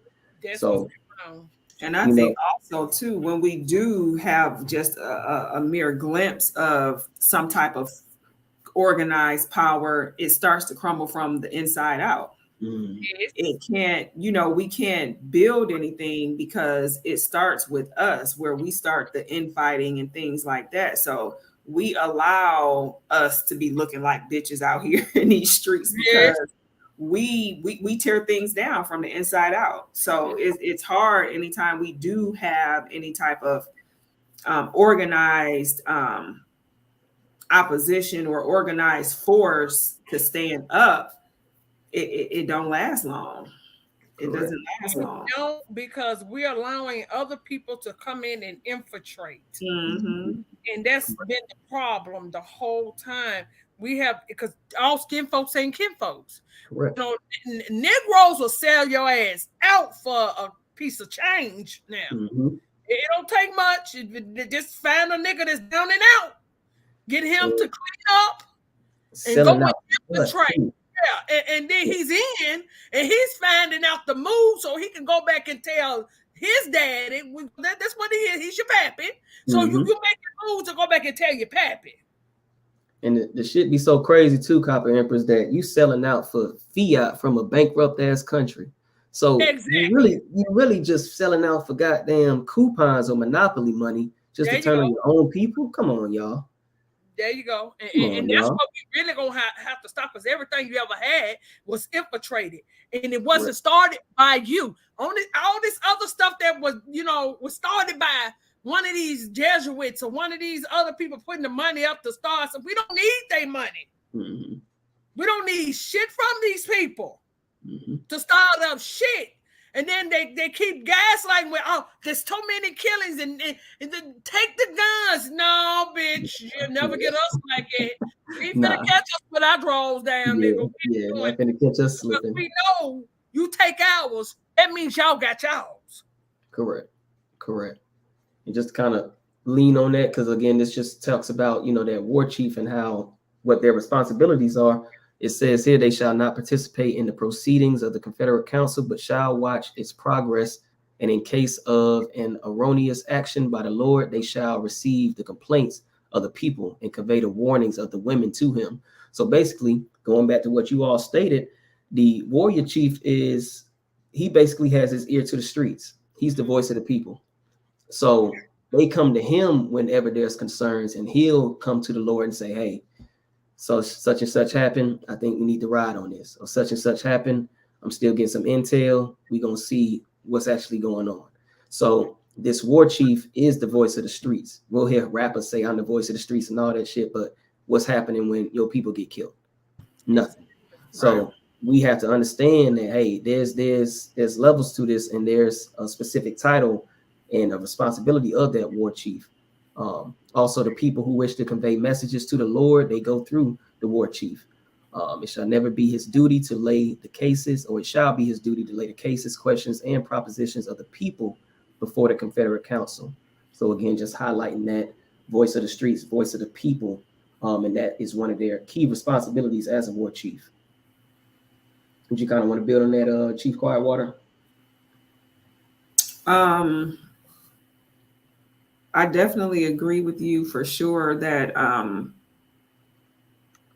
that we definitely need a voice.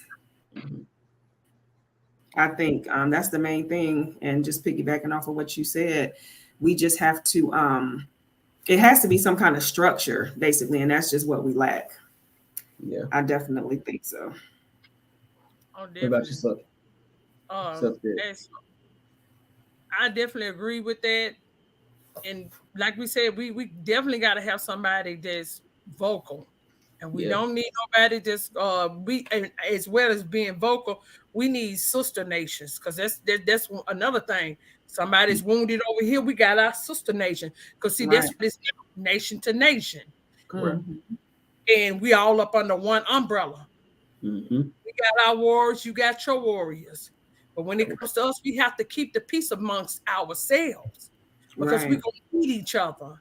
And that's what we're going to have to learn to build. You're going to have to quiet that fire you got. You can't be going over here messing with the sister nation because you got beef over some woman or we're not doing that anymore. Because we see how they got us. They brought their concubines over here, and you niggas start laying with them. and they start betraying your damn ass because that's what they was bought here for. Mm-hmm. So all that's got to go. All that's got to stop. That's a very good point. Very good point there. Chief Alligator, any thoughts?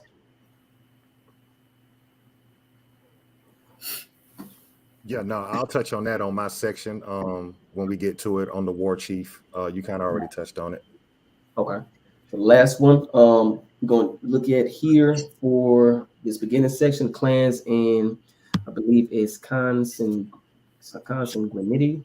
I'm not even sure to pronounce that last word, but clans and basically where the family lineage goes through. So here I definitely wanted to highlight section 44, and again going back to who that bloodline goes through. So the lineal descent of the people of the 5 nations, going back to what you said, Copper Empress, sister nations, we are all a part of this one major government, being this confederacy, shall run in the female line. Women shall be considered the progenitors of the nations. They shall own the land and soil. Men and women shall follow the status of the mother. So pretty much the family begins with the woman. They are the beginning of the family lineage. And as far as these titles, they are passed through the women. So they give, again, the titles to the war chiefs, the lords, and etc. So again, just very key on the importance of the women and why the warrior group, the warrior class must protect them at all costs, because they hold the lineage. They hold the key to our nation, basically our tribes. Agreed. We definitely need somebody that's gonna protect us. We don't need nobody when it's time to shit pop off and your niggas running off somewhere else. Now we don't need that. We don't need that. We don't need you hiding with the women and children. Exactly. We need the preacher, you know what I'm saying? We don't need the preacher giving sermon while motherfucking shots firing off. Over that screaming and shit. We don't need all that. Yeah, not at all. Not at all. So next here, I'm gonna pass it off to you there, Chief Quiet Water. Okay. So my first section that I'm going over is the official symbolism section, and just an general overall view of this. The most important thing that I kind of pulled from this is that the foundation is set and expectations is set at the formation of the 5 nations. I think that they, if you want to, let me see, highlight. Yes. Okay. So that's one of the first things that I pulled out in regards to the symbolism. Basically, they used shells and strings, which actually meant something, you know, to them, which is kind of goes over in section 55. So everything has some type of symbolism to it in regards to how things were set up and things of that nature. If you go down to section 57, if you can highlight that for me. 5 arrows shall be bound together very strong, and each arrow shall represent one nation. As the 5 arrows are strongly bound, this shall symbolize the complete union of the nations. Thus are the 5 nations united completely and enfolded together, united in one head, one body, and one mind. Therefore, they shall labor, legislate, and counsel together for interests of future generations. So again, what I take from this is that the symbolism meant so much to them, and for them developing it and then being able to pass it down to their future generations. And what stuck out too is when they kind of highlight united in one head, one body, and one mind. Like I was saying before, just kind of us having to not have groups of us doing separate things trying to get to one goal. If we all just come together and move, you know, towards the goal together and have one plan in place, I think we could get farther much quicker. Yes. Anyone want to build on that? I agree. Definitely agree with that. Yeah, just taking out. There's a gem in there. There's a gem in there that's it's not a secret, but it is something that you learn masonically that I want to bring out on point 57. This proves that the European actually stole the arrow concept and their symbolism on their currency. Yeah. If you pay attention to the eagle, he has 13 arrows, which represents the 13 colonies. Now you just cited to where they got that idea from. They got it from us in section 57. 5 nations, 5 arrows. If you look at a dollar bill or any currency, you're going to see 13 arrows representing the original 13 colonies. Just wanted to point that out. So they stole our symbolism, is what I'm saying. They stole our symbolism. Yeah. You know my motto when it comes to them, they'll still the stink out of shit. Real talk. That's a good one. That's a good one though. Nah, for real, they'll steal anything. But I definitely like to highlight this, that even the lords of the confederacies, they ate from the same bowl. Basically saying nobody's getting more portion. We're all equal. We're all important within this structure that we have set up within this confederacy. I think that was very key because again, there's no big eyes or little U's in regards to this, because if somebody's attacking one nation, then we all need to ride. And that's just the mindset we gotta have there. Ain't no more sitting down at the table with them, drinking shit. They, a lot of our chiefs was poisoned. Yeah. And shit, going to meet up with these demons and poison. Then they put somebody else in place to sign the treaties. And we don't want your food. We don't want your drink. We don't want nothing, nigga. Nothing. And it's funny you brought up treaties too, because when just going back and just remembering when we was going through the treaties, a lot of those treaties we saw that their military signed. So they had their war chiefs fighting ours and having them negotiate terms, which shows that again they were following or stealing possibly from our structure, but again they were in alignment. So why aren't we, as far as having our war chiefs saying, "Oh no, we're the ones that's fighting. We'll handle any negotiations." We're not having the preacher or the highly schooled person sit at the table because they'll get their ass bitched. We need the people that's willing to, okay, when negotiations don't work, now we're willing to fight. So I just wanted to kind of point that out. And that was, it just, rung a doorbell in my head when you said the treaty concept. Yep. Anything else you wanted to build on this section, Chief? If you can scroll down, I know that section 59 is kind of long, but what the main point that I pulled out is towards the bottom where it says, starting with, they make it clear that if you leave the nation, you will forfeit your birthright, but they will give you a chance to think about it and come back. And the war chiefs make the final decision to allow you back in. And again, I think this goes back to just the structure of how they have everything structured. Like they have someone who's actually making the decisions, and it's just not all over the place. And I think this is what we lack today. We don't have a group or people or leaders that represent us as a whole. And so if you got all of these people trying to make decisions for us and we're just sitting back allowing them to do it and don't have anything to say about it, then it leaves us where we are. So this section 59 kind of made it clear that the people that are appointed as the war chief and things like that, we need someone to sit in those rooms to represent us as a whole. They text me to when I seen that when the Australians, when they finally got fed up, the lady said, "We don't need y'all to speak for us anymore."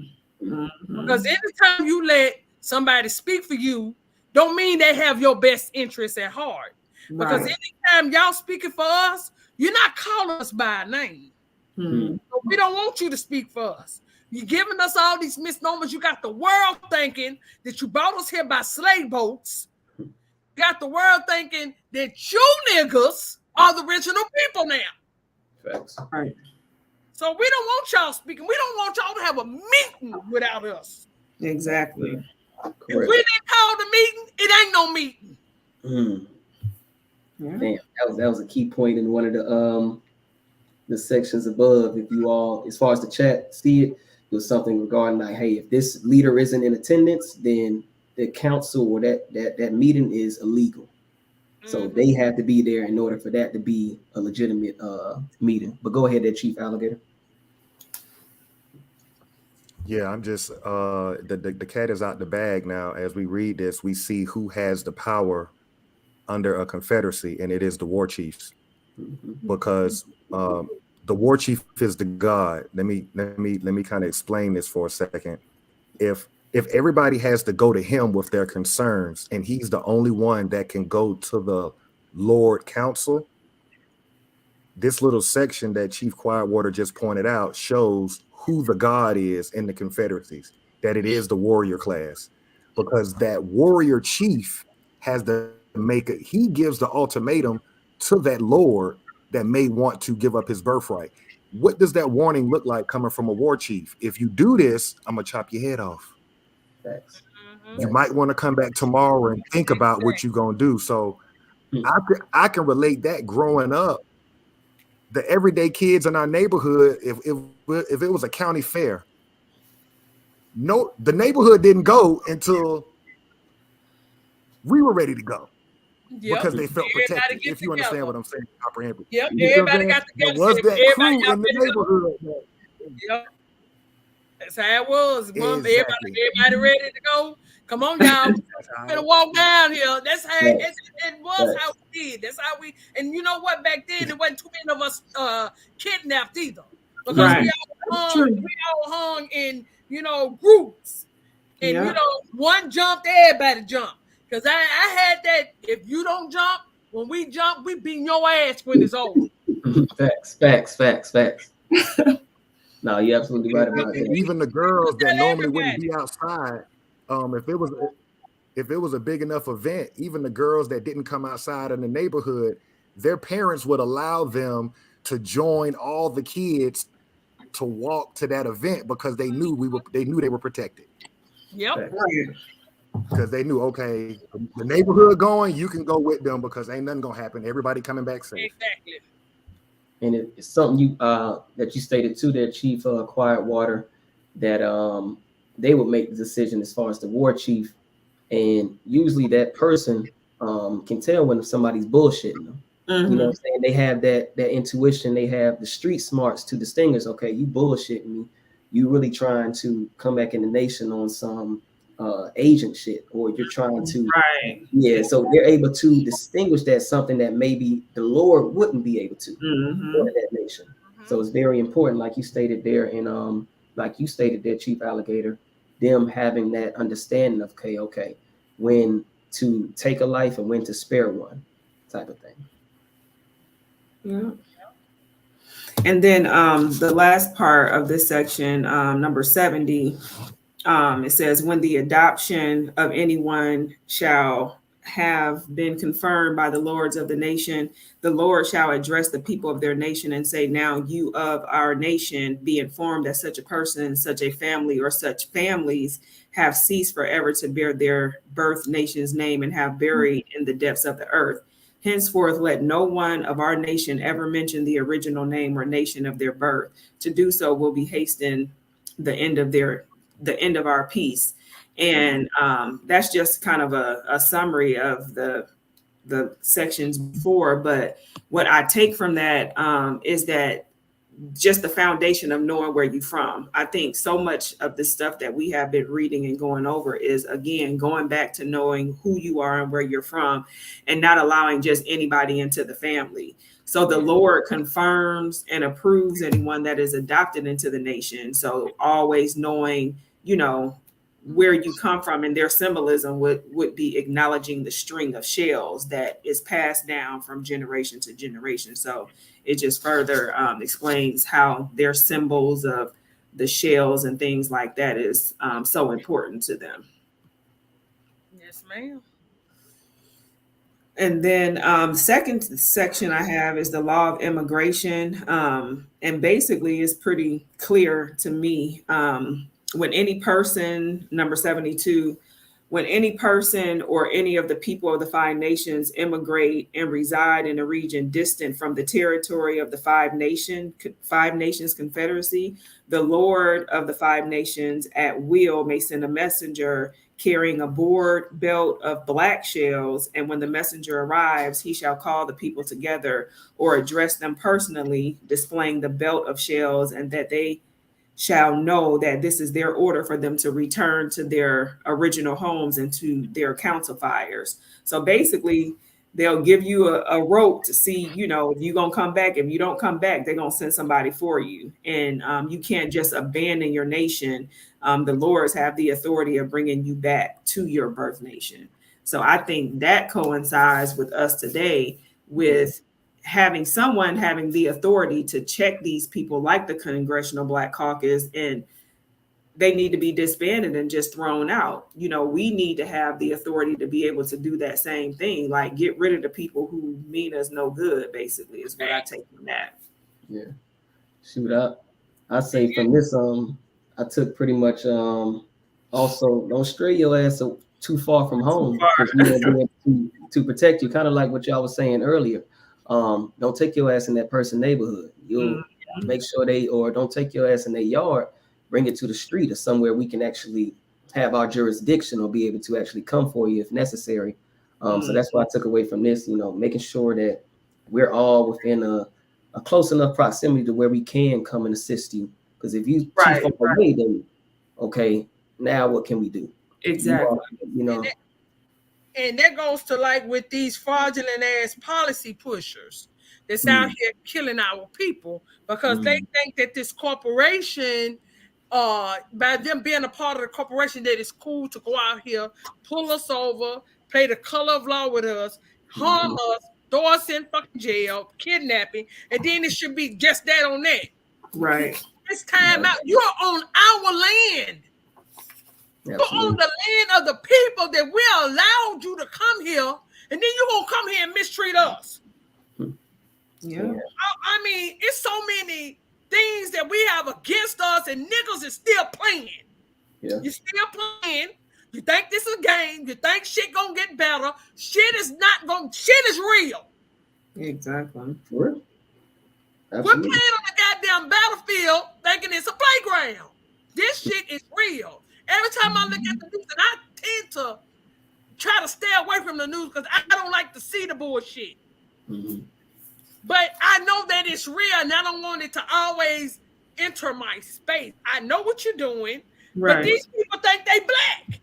And then you gotta argue with them by telling them that they're not black, and they literally want to come against you for telling them that they're not black.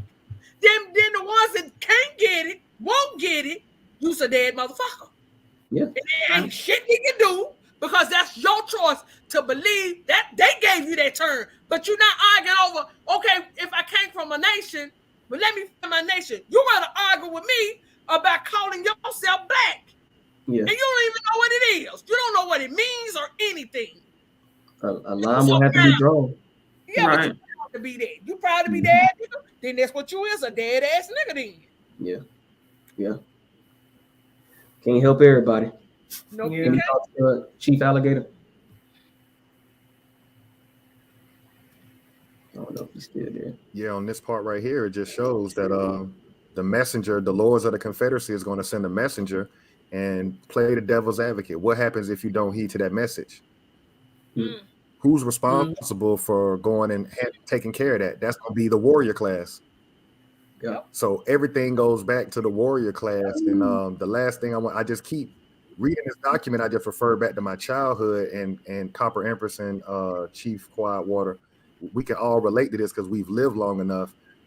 We used to walk to the skating ring as neighborhoods or walk to fairs and walk to different events. Now they've criminalized our kids being outside. Yes. Right. So they've lost a bonding. It's been territorial. Yeah, so I can remember what gave a bond as a young boy, what allowed you to go into different neighborhoods and not have to fight in any neighborhood was the fact y'all played football against each other or basketball against each other.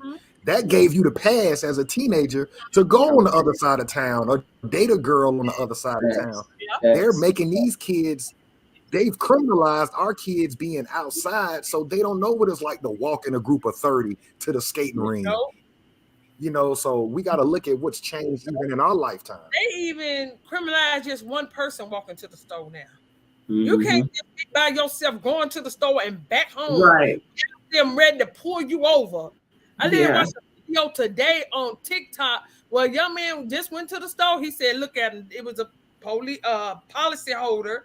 She was asking, he said, if I done something wrong, no, I ain't. So he kept walking.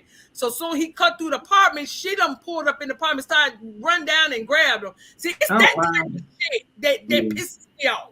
Bitch, no children is somewhere just like here in Nashville, sitting here gunning down other children in fucking schools and shit. That's what you need to be going chasing down. But no, you in my neighborhood trolling me while y'all out here killing every damn body. Nah. Yeah. It goes back to what you said. We got to get back into that group mentality. Damn what they talking about. You know what I'm saying? Walking in Paxco. I can make sure that we are protected. Even if you are running, we know somebody can run and escape to the parents. So then now we can pull up as the adults. Instead of, these one-off situations because he's walking by himself or she walking by herself. And now we hearing about it on the news because nobody was around. So and I feel like now they all just becoming policy holders because it gives them some kind of super authority. They think that I can go pull a nigga over now because without that badge nigga, without that blue suit nigga, you wouldn't dare. In order to approach us, you either gonna have about 3 or 4 of you against one, or you gonna have a gun. Other than that, nigga, we'll smack the fire at your ass, and y'all know it. Facts. That's why y'all always claiming, I was scared. I was, that's why because I'm scared. Because if I get the upper hand, nigga, that's y'all. That's it. It's similar to what they say alcohol is. Liquid courage. They got color courage. Whenever they put on that blue uniform, they get color courage. Yes, so now they feel like they can, do some shit that they wouldn't do in regular clothing. Exactly. They become an instant Supermans around this bitch. Shit crazy, man. Any thing on the other section here? Yeah, so the next section, rights of foreign nations. I think this was pretty clear. Basically, 76 says nobody of alien people who have adopted temporarily shall have a vote in the Council of the Lords of the Confederacy.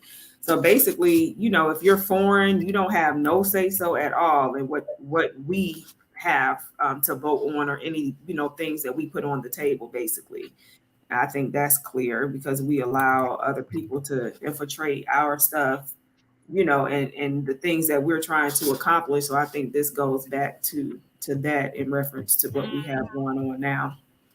And this is where we failed too, right here, allowing other people to speak for us, because it states here we knew what was going on. It says aliens have nothing by blood to make claim to a vote, and they shall and they should, and should they have it, not knowing all the traditions, not knowing our culture of the Confederacy, might go against the great peace. In this manner, the great peace, the great peace will be endangered and perhaps destroyed. And now look at where we at. We open our arms to these peasants coming over here from Europe, taught them how to govern themselves, open arms, and look what happened.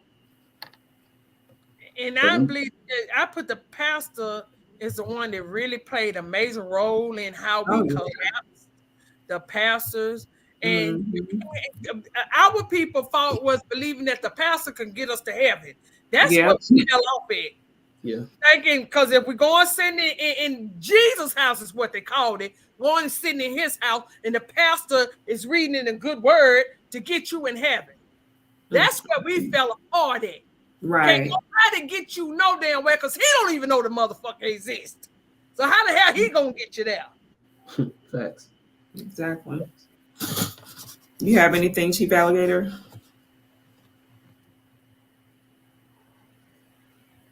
On that section, I'm good. Y'all built on it.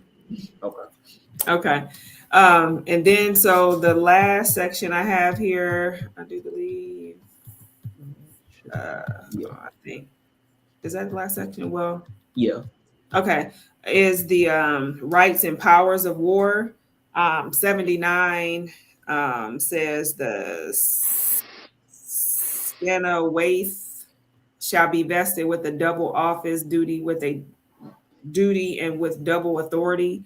One half of his being shall hold the lordship title, and the other half shall hold the title of war chief. In the event of war, he shall notify the 5 war chiefs of the Confederacy and command them to prepare for war and have their men ready at the appointed time and place for engagement with the enemy of the great peace. And I think this goes back to also how today's government is set up the same way, just like the president or the commander in chief. Back then, it was twofold as well, with the lordship title and the other half as the war chief. So this was definitely, it just shows you that we had structure in place, and we did have some type of hierarchy in regards to who called the shots, and the proper people were put in place to make this whole thing work. So they had a great sound structure of how they did things, and pretty much everybody was appointed to a specific duty to carry out their plan. And we done got so many children and adults too. You know, it's so far off from structure. Right. We're gonna have to mentor, all kind of mental. We not mentally breaking, but breaking those bad ways. Yeah. That they will bring into the nation. Because things that, if you want the nation to protect you, you want to have to leave that street bullshit with all that backstabbing and all that trying to keep shit going just to have to gossip. No, we want to tolerate that. Because there's a reason why we're going back to a nation is to have something to protect one another. Protection is over everything. Correct. Your thoughts there, Chief Alligator? Yeah, that's it. You got to wear 2 hats. And right now, as a group of people, we don't have anybody wearing 1 hat. We don't have a council, and we don't have war chiefs, and we don't have warriors. So everything that's a result of that is evident. The murders on video, the school to prison pipeline, the mass incarceration. I mean, look at everything, the redlining through the banks. You look at all these different attacks on our people, and it all stems from we don't have counsel and we don't have a warrior class. Lastly, kudos to us for being able to read the document and look at what it was like. That's recovery in itself. The fact that the Negro, if I'm gonna use that word, the one that was denationalized from who he is, the fact that we're willing to look at this document and start reflecting that we grew up kind of still in harmony with it without even knowing it. Yeah, that's crazy. That's the beautiful thing about it. Like, without us even like unconsciously doing these things, like you all spoke about, going to certain neighborhoods as a collective, checking in, making sure that these people are protected when our people are protected within our own little community. So again, just trying to expand that on a nation level, governmental level, is what we have to do. And the first thing to do that is to get protection, proper protection. So that's very key. I definitely want to highlight this part on 85, because when I read this, I was like, oh yeah, they about that life. It says, whenever a war against a foreign nation is pushed until that nation is about exterminated because of its refusal to accept the great peace, and if that nation shall by its obstinacy become exterminated, all their rights, property, and territory shall become the property of the 5 nations. So basically what I took from that is either get down or lay down. We not going for none of the bullshit. It's like, hey, either you going to abide by our laws or you cannot exist. Exactly. Point blank, period. We're not going to pardon you and have you come back with reinforcements. No. It's like, hey, we done gave you a chance. You've already done escalated it to this war level. So that's it for you. And we're not worried about you being exterminated. We're going to take all of the stuff that you had, and that's going to be it. So again, just having that mindset as a collective.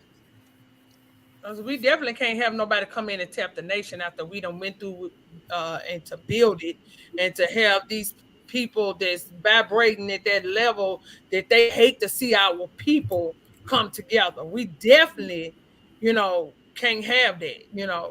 Correct.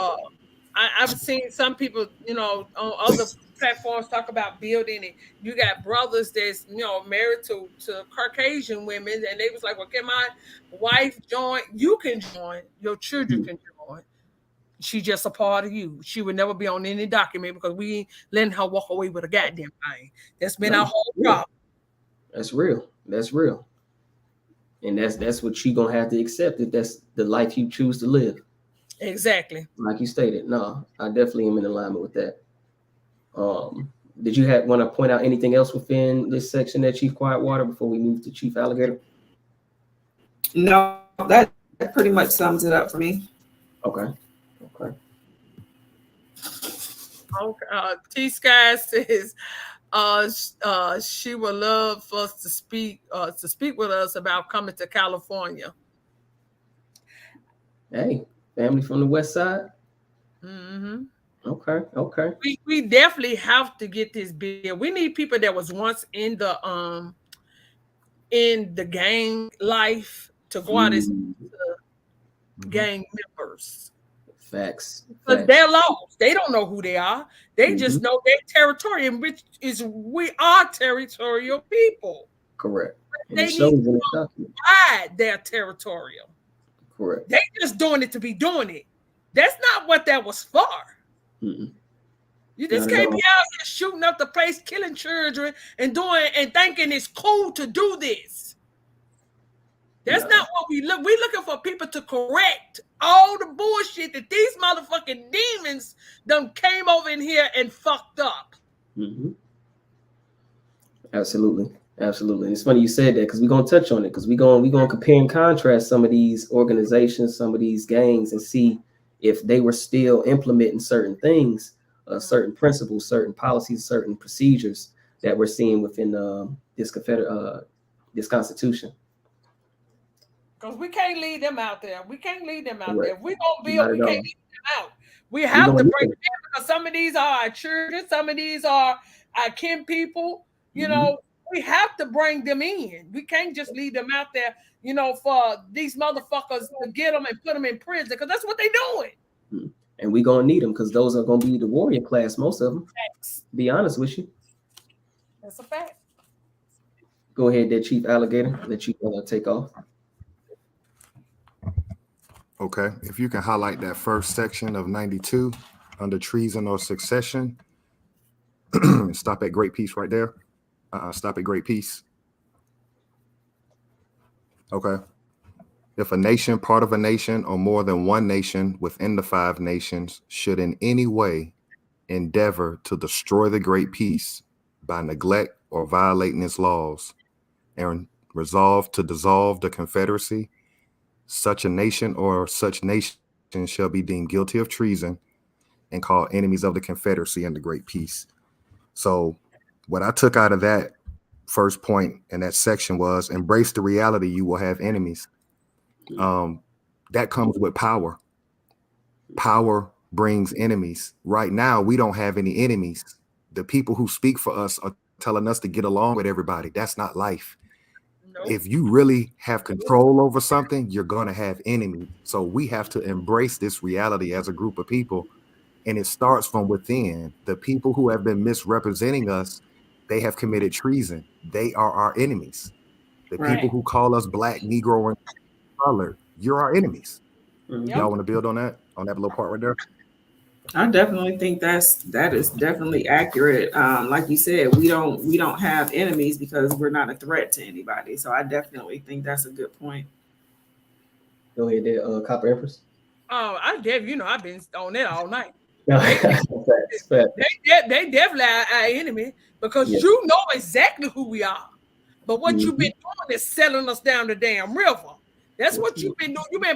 You got this face that you're for us, but actually in reality, you're for the corporation because that's who put your ass in place. We didn't put you in place because if we were still where we supposed to be, you wouldn't even have black in your shit. Correct. You'll be talking about the rights of the real indigenous people of America. And That's isn't it funny? American before we any fucking thing. Correct. So now you sitting over here calling us black and African American, nigga. You literally digging a motherfucking grave for us, nigga. You had the shovel. So can't nobody tell me that ain't what the fuck you been doing all this time, nigga. You been having the shovel. Y'all been goddamn it writing down the plots and just digging your ass off. And isn't it funny how these, quote unquote leaders will know that they come from Cherokee, Choctaw, these different nations, but tell us that we black. Yep. So again, you motherfuckers are the enemy. And we had to address them as well. Like you said, they the ones that have been digging these graves, using these misnomers and reclassifications of our people. And they know good and damn well they come from this land, but they still choose to miseducate and misdirect our group. So you guys had to be the first ones to go. First to go. How that's just like the blind leading the blind. Because if you don't know who the fuck you is, and they run around here know who you are, but they telling you something else, and they going up in the courthouse talking about, we here on the behalf of the blacks and the African American, and you standing around, how the fuck am I older than my nationality? Ain't nobody even asked that question. How the fuck I was just coined fucking African American in 1989? 89. How the fuck am I'm already 25 and I'm just now being coined fucking African American? Make it make sense. Shit, that's a nail in the coffin right there. How are you older than your own classification? That makes no sense. Exactly. Your own nationality. I never looked at it like that. That is so true. Mm-hmm. Absolutely. If we can go to the second point. You just gonna give me what the fuck you want me to. That's facts. We ain't doing it to them. We know who you are, nigga. We can't even call you Europeans. We just give you that term because that's the colloquial, and that's what our people, to make them think, that we know that you natural, bitch. But we know you're not. We know you're not.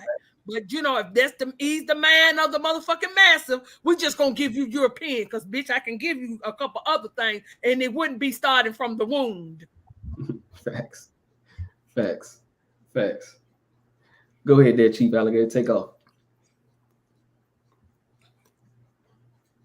Yeah, just highlight that second point in 92 now, where it says, it shall then be the duty of the lords of the Confederacy who remain faithful to resolve to warn the offending people. They shall be warned once. And if a second warning is necessary, they shall be driven from the territory of the Confederacy by the war chiefs and his men. And that's my second point. And one warning is the law. And I can think back to when I was young. Both my parents are military veterans. My mom was actually a military police officer. And you got one warning. When I was growing up, both my parents taught me one time. You got one time to let somebody try you. After that, so how do we become adults and we just see murder after murder after murder after murder? And we ain't did nothing. Y'all want to build on that? The law is one time. You get one warning. After that, it's on the popping. It's on site. Out here marching. Niggas done marched so much, they done marched the Nike sign, the Reebok sign, all that off the shoes. You done marched so goddamn much. Hey, the soles out the goddamn shoes. Yeah. Y'all walking on the side of your shoe now. 12 miles on their damn Fitbit, 12 miles on the Fitbit and everything. God dang. How much is it going to fuck a march? I'm not marching. No. I ain't getting out of breath. See, I'm going to need that breath when I get the swing of the motherfucker. I'm not finna goddamn it be marching goddamn it all across town just to tell a motherfucker how I motherfucking feel. And when we start doing that shit, thanks. MLK, he got y'all marching, and you just ain't never stopped marching. Never stop. I'm gonna be honest. I went to one protest, and when I saw they was It was like a herd of cows, man. They had us marching in one square. I said, what kind of stupid shit is this? I said, ain't no way in hell I'm ever going to another protest. Y'all niggas got us marching in single file, going nowhere. And I'm like, it's what our folks need to do. It's all about keeping you in line. That's what it's always been about. That's why in school you raise your hand. When you get ready to go to lunch, you get in line. Your phone is all about formation. Everything to do with this fucking corporation is about keeping you in formation. So when you went to the march, what was you doing? Everybody was marching one way. You wasn't people marching that way. They said, well, we're headed towards the Capitol. Everybody marched towards the Capitol. It's always been about keeping niggas in order. If a nigga out of order, then that means they got trouble. They got, you know what I'm saying? And niggas been so in order that they forgot that they was goddamn the motherfucking target. That part. Around here buying Jordans and shit to go run down the court and jump halfway, goddamn it, down the court to dunk. But motherfuckers, y'all out here marching for a motherfucker to stop killing you. Get the fuck out of here. Facts. That's real shit. That's real shit. That's real shit. That's why we need that motherfucker out here, goddamn it, doing some bullshit to you. You niggas doing too much entertaining for me. It's just too much entertainment. And they already came with the entertainment. And then they got our people joining the entertainment. So now they don't forget, well, I'm certain class now. So I can't fight for my people. Because I'm running half court now, throwing dunks, and I got motherfuckers over here singing, and then I got motherfuckers over here acting. So don't nobody want to, goddamn it, they done forgot where the fuck they came from. They got all our warriors entertaining them. Bitch, you hit a note, bitch, you need to be able to hit, goddamn it, put them hands together and get ready to knock a motherfucker out. The same way you hit that goddamn note. How about that? Correct. Great points. Before I go to that next point on 93, on what y'all just built on, if we stop and think about it, when was the last warning, or when was the first warning actually given? It was really Trayvon Martin. Because when I was younger, Rodney King, we tore that shit up. Like we tore that shit up. Like the cats that were like, I saw it with my own eyes. Like, wow, like, okay, this is the example. I'm talking about our generation now. We're in the prime of our lives. We dropped the ball with the Trayvon Martin case because when we did not turn up, look at where we are now. Look how many murders have happened since Trayvon Martin. So we broke that natural law.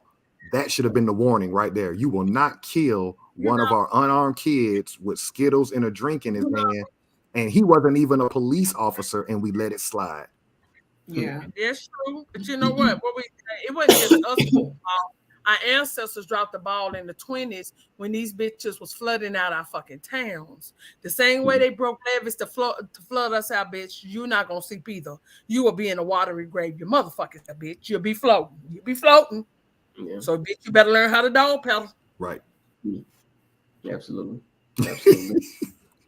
So we go down to 93, and we're going to talk about in an emergency, which we're in right now, group of people.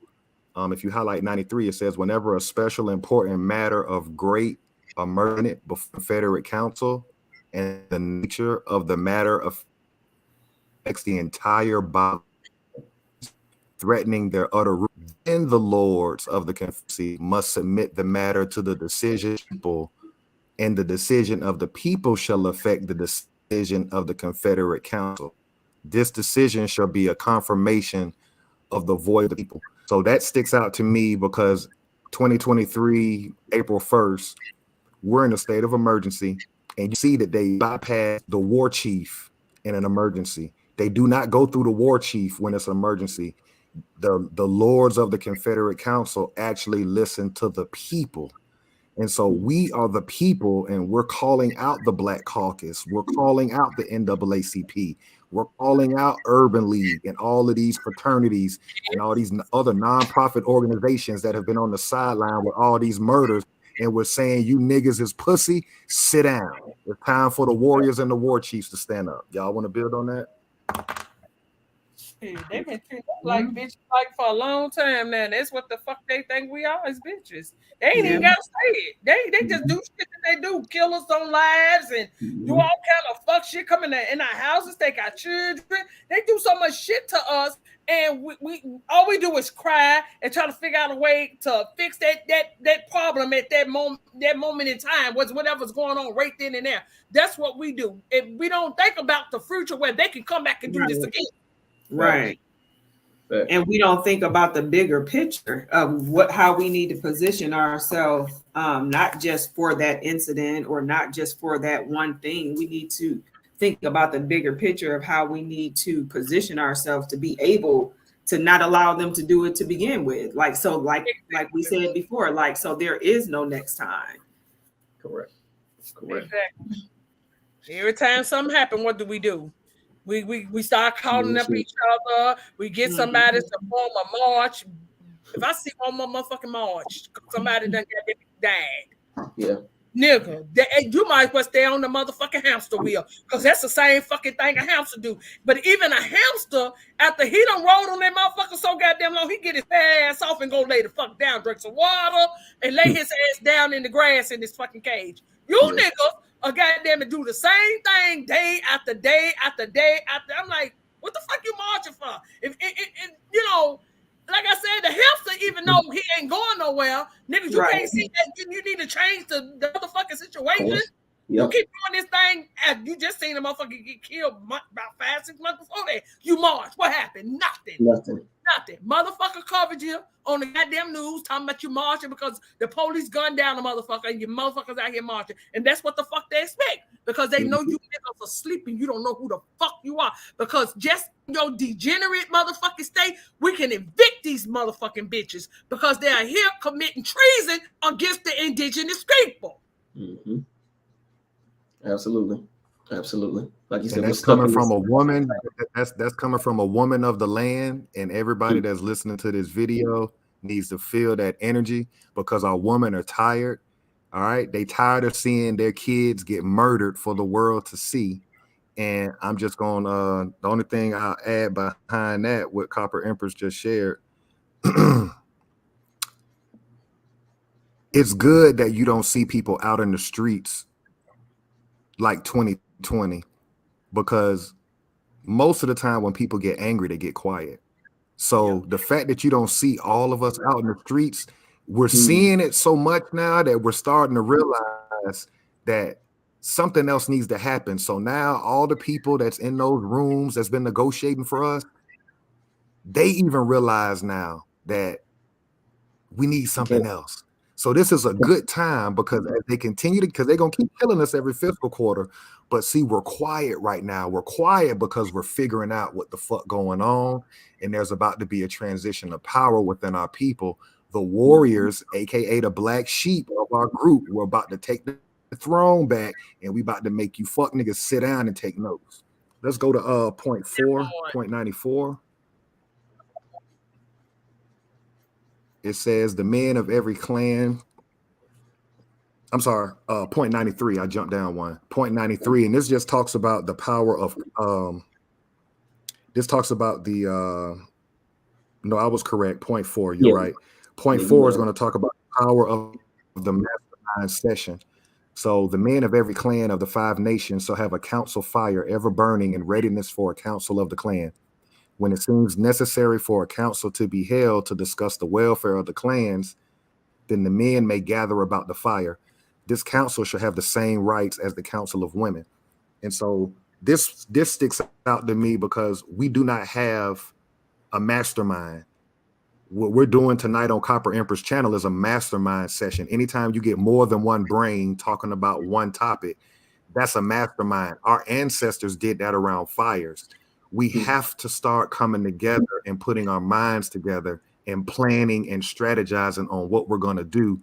We can't be reactive. They kill us, and then we act. We throw temper tantrums. That's all a march is. They kill us, you jump in the streets, and you start reacting. No, we got to come together and plan and strategize, and we need to find out, what's that cop's name?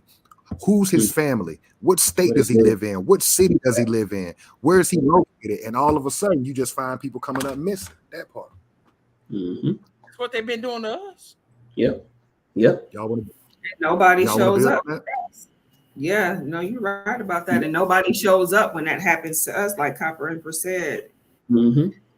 Just come up missing, find his body in the woods. This person that took one of our family members, you just gonna find them in the woods. Nobody knows nothing. Right. We've been going through this so long. We talking about the now, but I remember back in the late 70s when they had the Atlanta child murders. I know some of y'all too young for the Atlanta child murders, but that's when they was literally going up in our houses when they went to sleep and taking the children out of their beds. Now, I always said it was the KKK. But all of a sudden now they talking about, a couple of years ago, they said, well, they think the KKK was in on, bitch, y'all been knowing he was in on it. Y'all want us to think that it was somebody that looked like us. Even he might have killed a couple of people, but he didn't do all that. He didn't do all that. That was goddamn it, government corporation. He didn't do all that. What did we just highlight in the beginning of this bill, Copper Empress, that they was infiltrated at every level, right? Officers. Yes. So it ain't far-fetched to believe that one of these motherfuckers knocking on, thinking, posing as a police officer, but they got another agenda. We finna take this kid, fuck him up, go missing, and keep doing that. So when they left off in the 60s and the 50s, hanging the landowners to take the land, then they moved to a different strategy, and that was to start with the children, because the children are tomorrow. So if we get rid of the children, there's no tomorrow. That's how they've been thinking. If we the moment they bring them out of the womb, we shoot them up with all these different fucking chemicals that is killing them. Everything is on a time release. So by the time it start happening, you thinking, oh, it's just something, it just happened, or nature took its place, it's always something. But the infiltration came the moment you spit the baby out, because they start injecting the baby. So we have never looked at it like that. We ain't never looked at it. Stop getting your children those motherfucking jabs, because they literally give them shit to kill them. They're not gonna live a long life. They're only expecting us to live no longer than 50 now. Wow. That's their goal. That's their goal for us. While they goddamn it harvesting our shit so they can live up until they're 100. Because you know why they want to live longer? So they can start spreading that they always been here. And you know what? The nigga is the curse. Why he's dying off? Because he's cursed. He's cursed. He's cursed from the heavens above. And that's why his ass is where he at. He's at the bottom. Niggas act like crabs in a barrel. All they doing is killing each other. That's the new way of doing the what they doing reconstruction. Yeah. This is gonna be the new reconstruction. It's in full effect. The new lie that's being told. Right. All right, if you jump down to point 96, and we're still talking about the mastermind concept. So it says, if you can highlight it, point 96, it says all the clan council fires of the nation or of the 5 nations may unite into one general council fire, or delegates from all the council fires may be appointed to unite in a general council for discussion the interests of the people. The people shall have the right to make appointments and to delegate their power to others of their number. When their council shall have come to a conclusion on any matter, their decision shall be reported to the council of the nation or to the Confederate Council, as the case may require, by the war chief or the war chiefs. So we're still talking about groupthink. Not only do the leaders or the lords of the Confederacy do groupthink, the people of the nations also do groupthink, but everything goes through the war chief. Right. So we're going back to how we grew up. We're that first generation after the civil rights era. We remember who ran the neighborhood. You went through the people who were the muscle. Somewhere along our adulthood, the people that have the muscle are no longer being the go-to person. So what that means is your clergy should be going to the warrior class. Your politicians should be checking in with the warrior class. We've got it backwards now. We've got politicians and religious people as if they're the go-to. Like we're supposed no, everybody should be going to the people who with the shits. Y'all want to build on that? You see how we upside down and backwards after King? It's like we've put people in positions of leadership that don't naturally belong. Y'all want to build on that? Yeah, definitely. I think how you explained it in the beginning is that the people who were in the classrooms back in the day are now the people who are leading us, and the people who were out, you know, in the streets back then are the ones that are being quiet or being suppressed. So I just think that we definitely need to get back to what it needs to be, you know, and put the right people in the proper positions. Definitely. We don't need nobody sitting up in school that's heavily indoctrinated leading the damn thing. Right. Facts. Yeah. And I'll say, just as far as that checking in, like we subconsciously understand a lot of these principles that were already established. Like you'll hear rappers saying, "Oh, I got to check in when I fly to Cali, or I got to check in when I come to Atlanta, check in when I come to Memphis or wherever." Like that was a part of the process. So now we have these quote unquote leaders that's supposed to be representing our people just willy-nilly going about making decisions without even checking in with the people. So I think that's very key, and I'm glad that you highlighted that. Yep. Let me keep it all the way real, and let me just ask y'all a question on this panel. I'm gonna keep it all the way real. Why don't we honor our killers? Because we taught to think that killing is wrong, but to me, if you handling business, if trader, I can see it because we got so far from that. But the thing is, now they've been misled. They're going shooting, doing things that they're not doing it in order. Right. They're not doing the way it was used to be. Now they're just doing it, and they don't care who is caught up in it. And you can't do that. You can't get everybody caught up in the mix of what's taking place in the street because these babies are innocent. They didn't ask to be there. You just shooting up their neighborhood. That's not how you handle business. You notice the gangster, a real gangster that they show you, like the mob, they don't do shit where everybody know they doing it. Right. Facts. And I so let me ask that question to Chief Biko and Chief Quietwater. Why don't we honor our killers?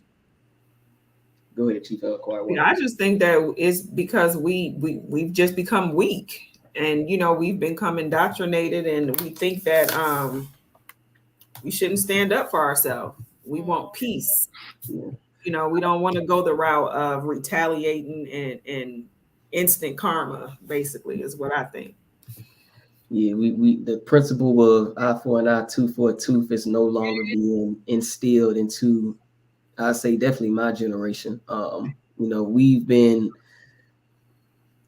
sent or been pushed towards being a pacifist, being like MLK, being like your Gandhis and all these non-violence people, when in reality, that's not how the world works. Like you stated, you got your mob people. Everybody loves the Al Capones. Everybody loves your what's my boy name from damn Narcos and shit. Like everybody loves Pablo Escobar. But when it comes to our group, we don't praise Bumpy Johnson. We don't praise, you know what I'm saying, the American gangster. We look at them like, oh, we shouldn't be like these individuals when those were the one of motherfuckers protecting your goddamn Martin Luther Kings and your Malcolm X's. So I think we got it super backwards. And when we look at the European, they put they motherfucking killers on the dollar bills that we work so hard to fucking work for. Apparently, they put Andrew Jackson on that motherfucking 20, and niggas, you know, I got my Jacksons with me, I got my Ben Franks, all them motherfuckers are killers. So it's like, you know, we super sick and, like you said, upside down and backwards when it comes to this situation. We're honoring the enemy at this point. Like you said, Jackson came through and took our fucking land, and you niggas goddamn it honoring this nigga talking about I got my 20s. I got Andrew Jackson and shit. Yeah. Fuck out of here. I got every nigga in your pocket that ain't never done shit for you but took from you. This is the way they got us thinking that outside ourselves and outside our people is better. You better connect with these motherfuckers over here because your people ain't shit. Facts. You better get back to your people. Y'all answer my question. Y'all answer. Nah, we go ahead, Copper Empress. And I was just saying, they got their people. You better get your people with you. As they say in that song, I got my people with me. Yeah, y'all answered my question. I was gonna say, if anybody heard my question and got offended, why don't we honor our killers? Just pull out the money that you spend every day. Let's start with the $1 bill. Washington was a general of their army. He was a killer. Yeah. Let's go to the $5 bill. He's the turned against the other ones. He was the only lawyer on their money. Let's go to Hamilton on the $10 bill. He was a killer. He was a military person. Let's go to the 20. He's the most hated. He should be the most hated as an American. Andrew Jackson with the Indian Removal Act and all the unlawful Seminole Wars. He's on the 20. He's a killer. Let's go to the $50 bill. Grant. Ulysses Grant was a military person. He's a killer. And lastly, Benjamin Franklin is on the $100 bill. He was a general of the military, and he's the one that started their militia. He started this so shit. When you hear the Proud Boys and all of that, that's their big war.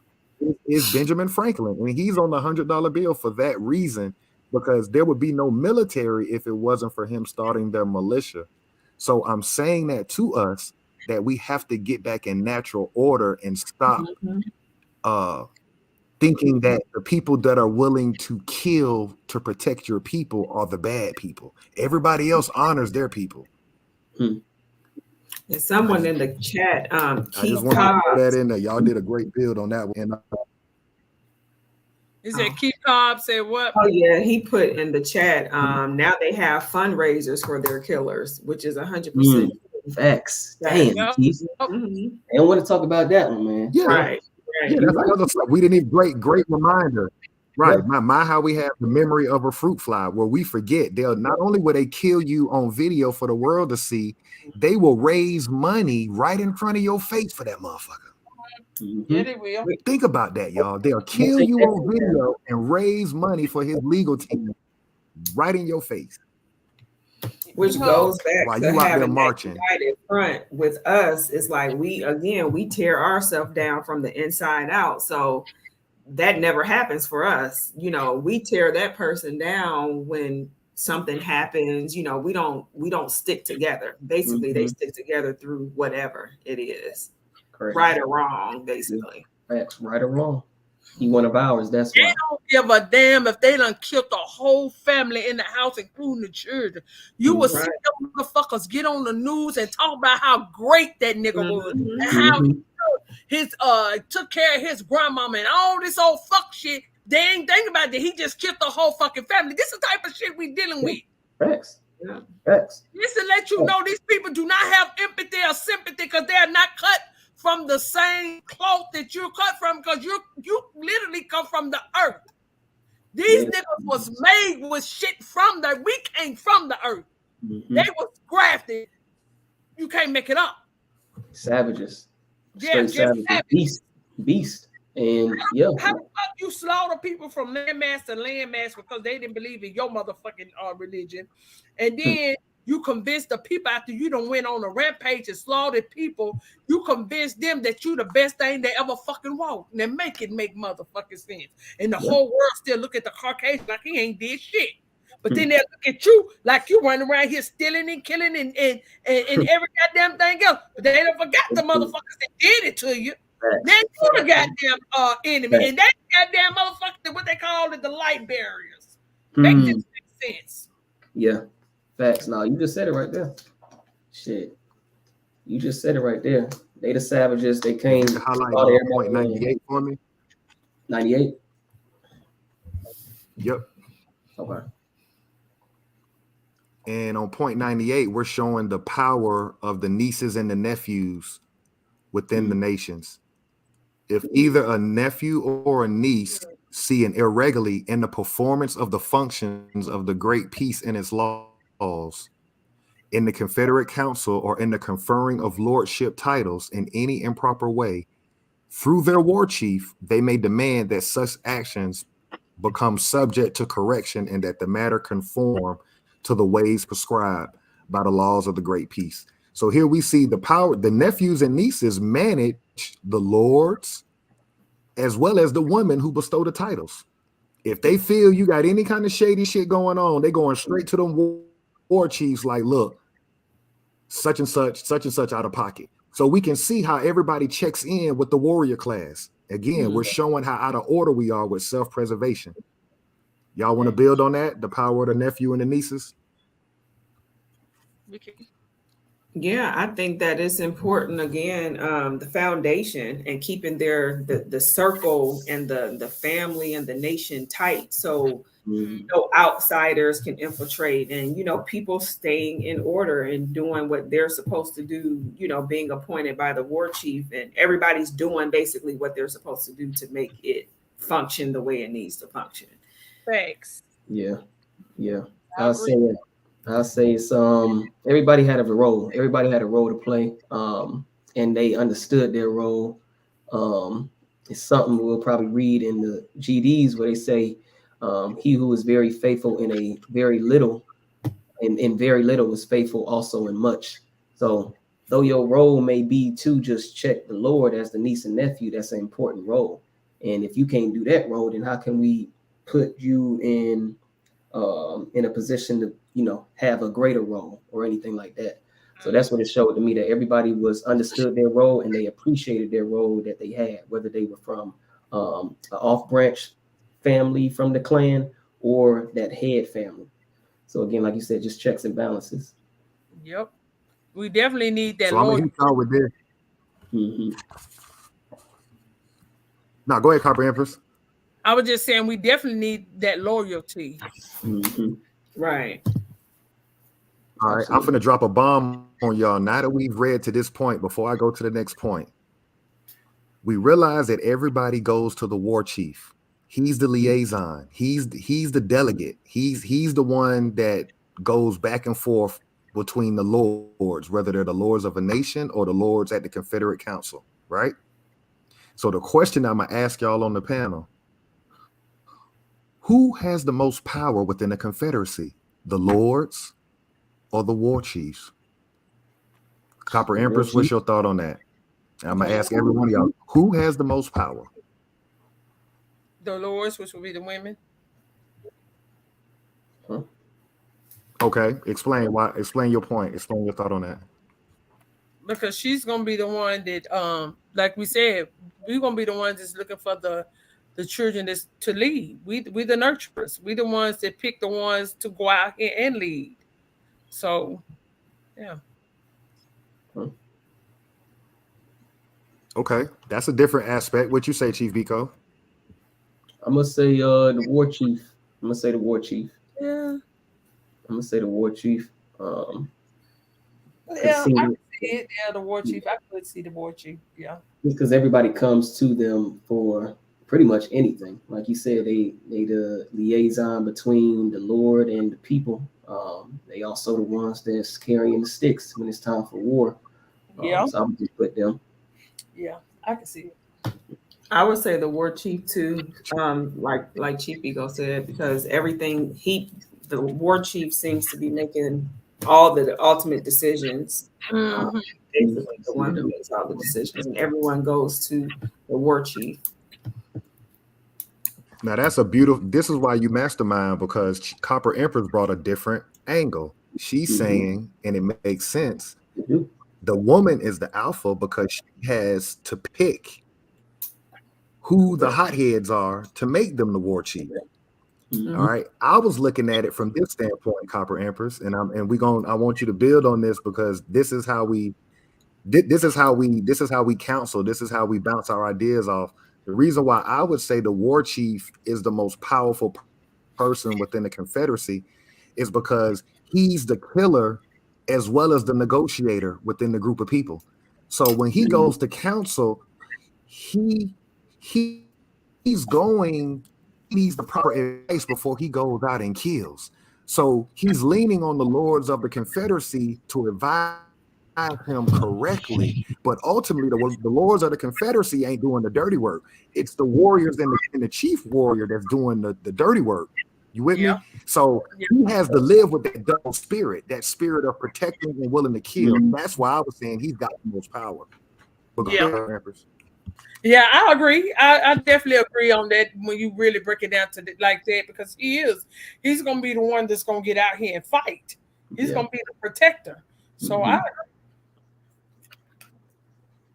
Okay. No, I definitely, that makes sense when you break it down like that too. They the ones that carry both hats, you know, kind of going back to that, just the examples of, you know, the mafias and things like the mob. They were businessmen, but they also knew that, hey, when shit got real, we some killers as well. Exactly. And see, we don't want to downplay that because they have to carry those demons. So the council is there to make them feel good about what they're about to do, because when they're killing on behalf of the people, they got to carry them spirits with them. So they want to make sure, look, I'm ready to go, but let's make sure the people telling me this. So I'm relaying this message to you, but I'm always ready to go, but run it by me. What's another way we can do this before I have to, capture some spirits? That's a tough job. Yeah. Having that on your mental and on your spirit, like you stated. Right. I am required to take life. I understand my duty, but it's also a lot of it can be a lot of mental anguish and stuff with that. So if we can, now we're into religious ceremonies and protected. And I didn't know this. I don't know if everybody on the panel knew this or anybody that's listening right now or may listen later is aware of this. But there are actually 9 Thanksgivings that the Americans celebrated. If you can highlight point 101, all of 101. And you will see that we've been dumbed down to one Thanksgiving. All right. The first one is in the midwinter. So you had a midwinter Thanksgiving. You had a maple or sugar making Thanksgiving. You had a raspberry Thanksgiving. You had a strawberry Thanksgiving. You had a corn planting Thanksgiving, a corn hoeing Thanksgiving, a little festival of green corn Thanksgiving, and the great festival of ripe corn Thanksgiving, and the complete Thanksgiving for the harvest. So I didn't know we had 8 Thanksgivings, and they're celebrated off the cycles of the moon. Do y'all want to build on that? Were y'all aware that we really had 8 Thanksgiving, not one? I didn't know that. It's my first time hearing about that. Yeah, same. Now, I know of green corn, the green corn fest, because I've been to a couple of those, and of course we know of the Thanksgiving that everybody considered to be a holiday. I've been to what's that harvest? I've been to harvest too.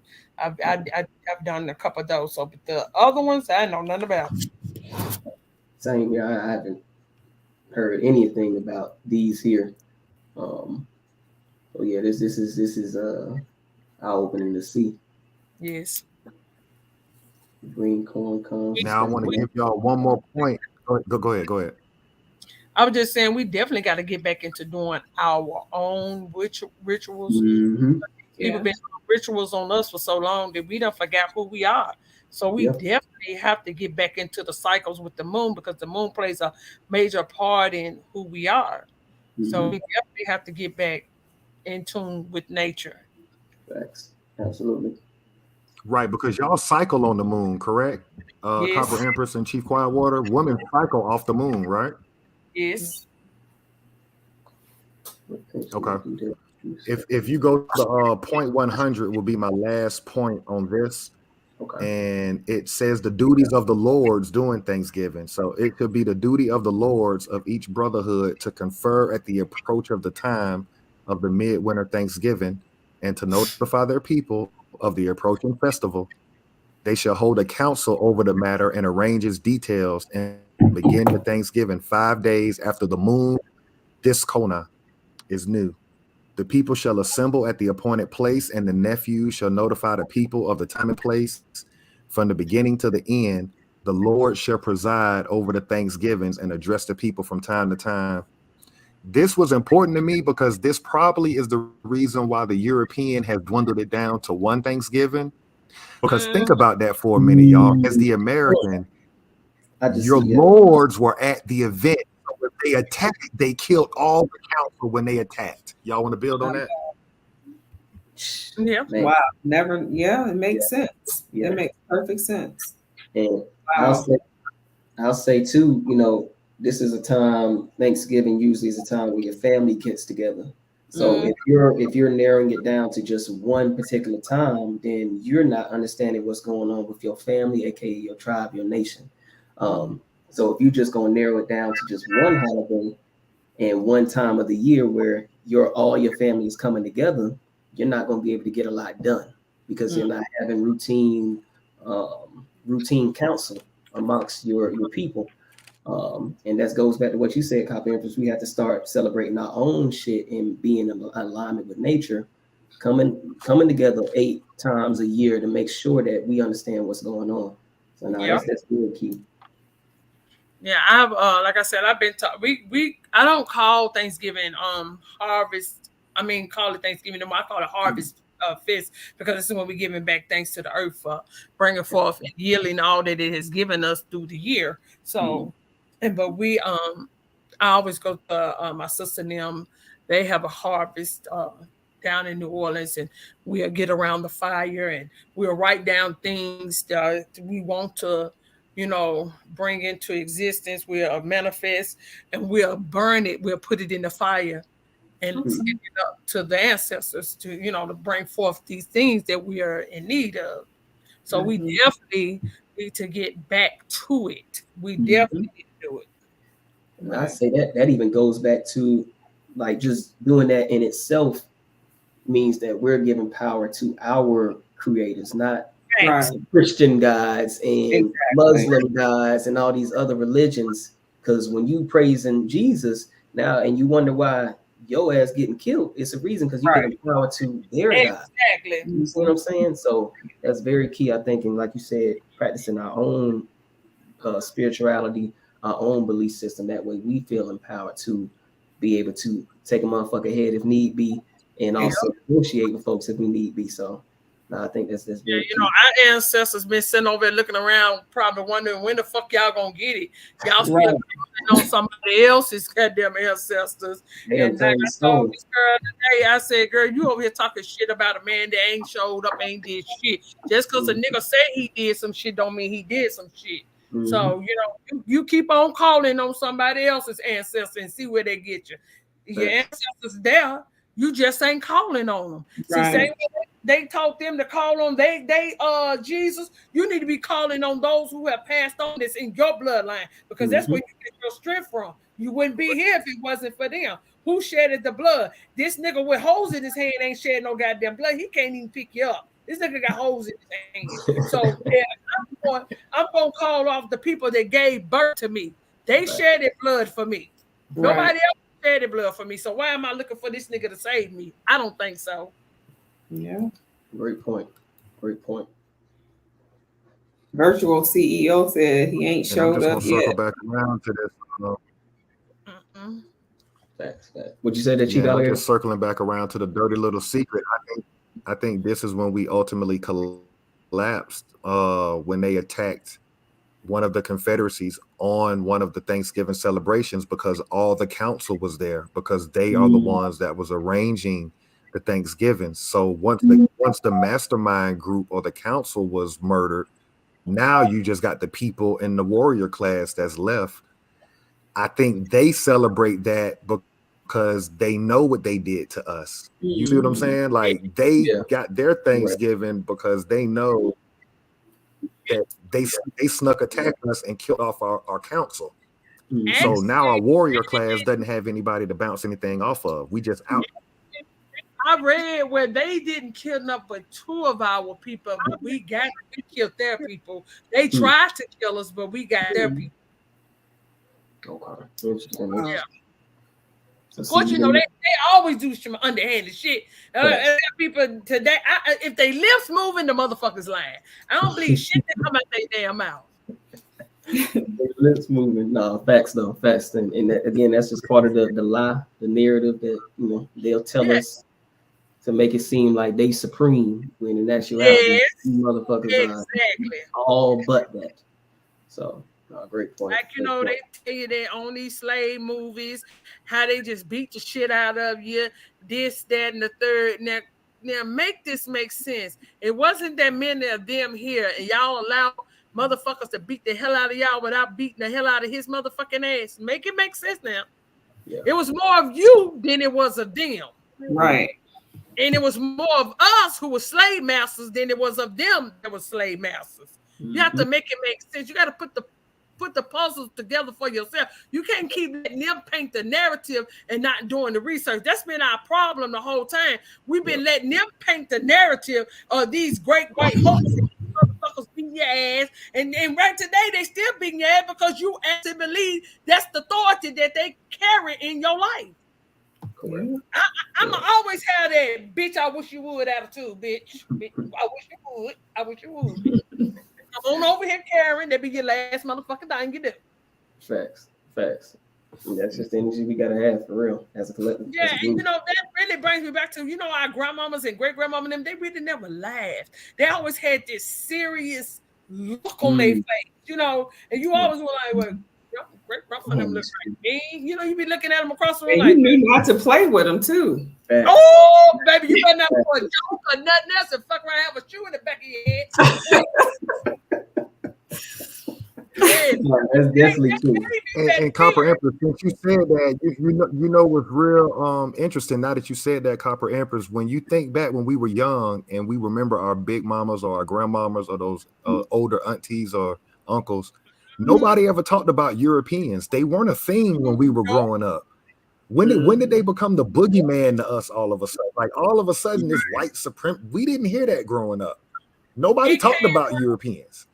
It didn't come really out into the Roots movie. You really didn't hear nobody even talk about the Caucasian or the pale man until they brought Roots out, because they didn't have no upper hand to even make you even think that they was the boogeyman like it. Yeah, they hung a couple of niggas that they caught off guard, and when they did, the corporation bombed us in Tulsa, Oklahoma. So we always knew it was the people pretending to be the government that was doing the fuckery. And they had their little militias on ground, but didn't nobody really fit them, because they knew even in the 80s, if they was caught in our neighborhoods when the goddamn sun went down, that was their ass. They knew it. Correct. Even the motherfuckers that worked for the maintenance department that worked in the projects, they was happy picking up trash and doing what they did during the day, but they guarantee you, their time was from 7 to 3:30. They knew to get the fuck out of fucking Dodge after this bitch, because it would be the ass that they got caught slipping. See, and they try to teach all. They try to put fear in us, saying we was getting run out of towns when we was running their ass out of our towns as well. Facts. It was vice versa. Our people did the same fucking thing, but they painted that our people was bitches and was just, taking all this shit laying down. That was a fucking lie. Y'all more bitches today than you ever be. Let me put that in your coffee and drink it. Facts. Damn, nah. Hey, those are my points on this one right here. That's the end of my point on this one. Do y'all think I think it's evident based on the standard, which is this document, that we've completely fell off from what the standard is, not was, is. What's y'all thought on that? I mean, yeah, I think it's good, and hopefully everyone in the chat has been able to follow along to see like that was the structure and that's how things were built. This is, what they've used to build their nation, and we were the creators of it. So I hope everyone was able to put the pieces together and, was able to follow along. But I definitely think that it painted a good picture. For sure. Yeah, this definitely is something to go by. I mean, I love this whole list, because this is what we need to get back to, because if we get back into structure, we'll be able to get our people back on track. We'll be able to get them to see that you was always here. They didn't bring you by no fucking slave boat. You are from a long line of royalty, not a long line of peasantry. They came from peasantry, not you. But now you done took on they fucking role, and they done took on your role. Right. Correct. And I'll just say, it definitely shows how far we've come off track as far as this being in alignment with, pretty much self-preservation and, our own government system. But I definitely want the people in the chat to see what other, disregard the black, just look at the structure as far as disregard the Black Panther, but look at the structure of these different organizations on your own time and see what we still had in place, even in these groups. Like you'll see a war chief, you'll see that protective element in a lot of these structures. So we'll still practice it subconsciously, but we have to practice it on a larger scale, and that would be a government.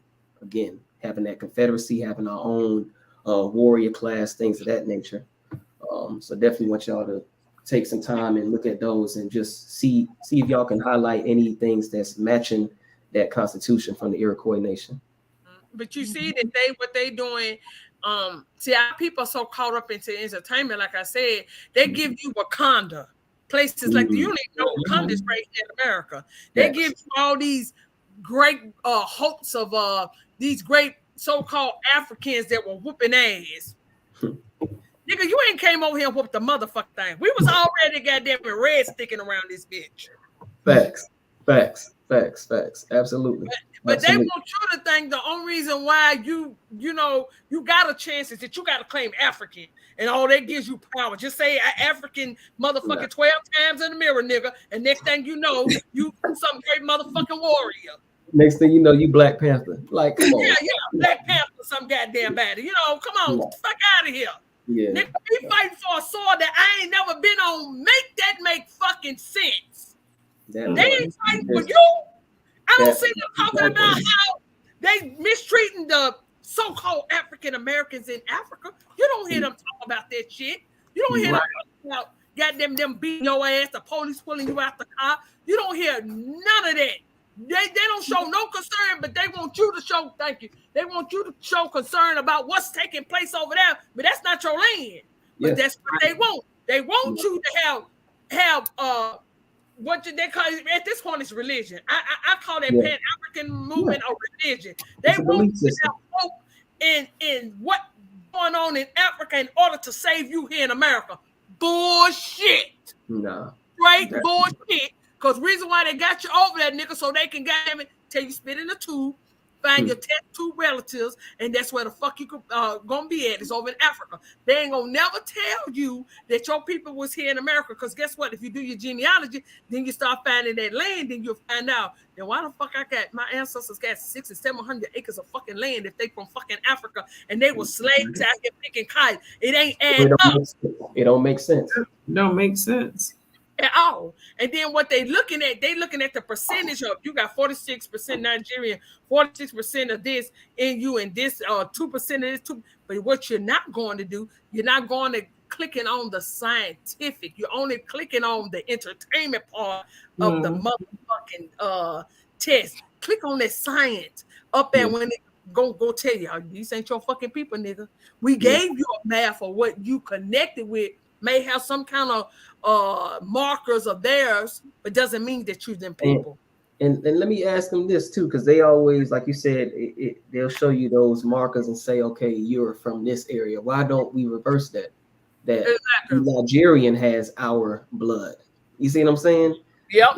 Like we couldn't travel nowhere, but everybody else could travel to America. But we, come on, y'all, just common sense questions. Ask yourselves. Okay, so how come the Nigerian or the Guyanese doesn't have 40% American?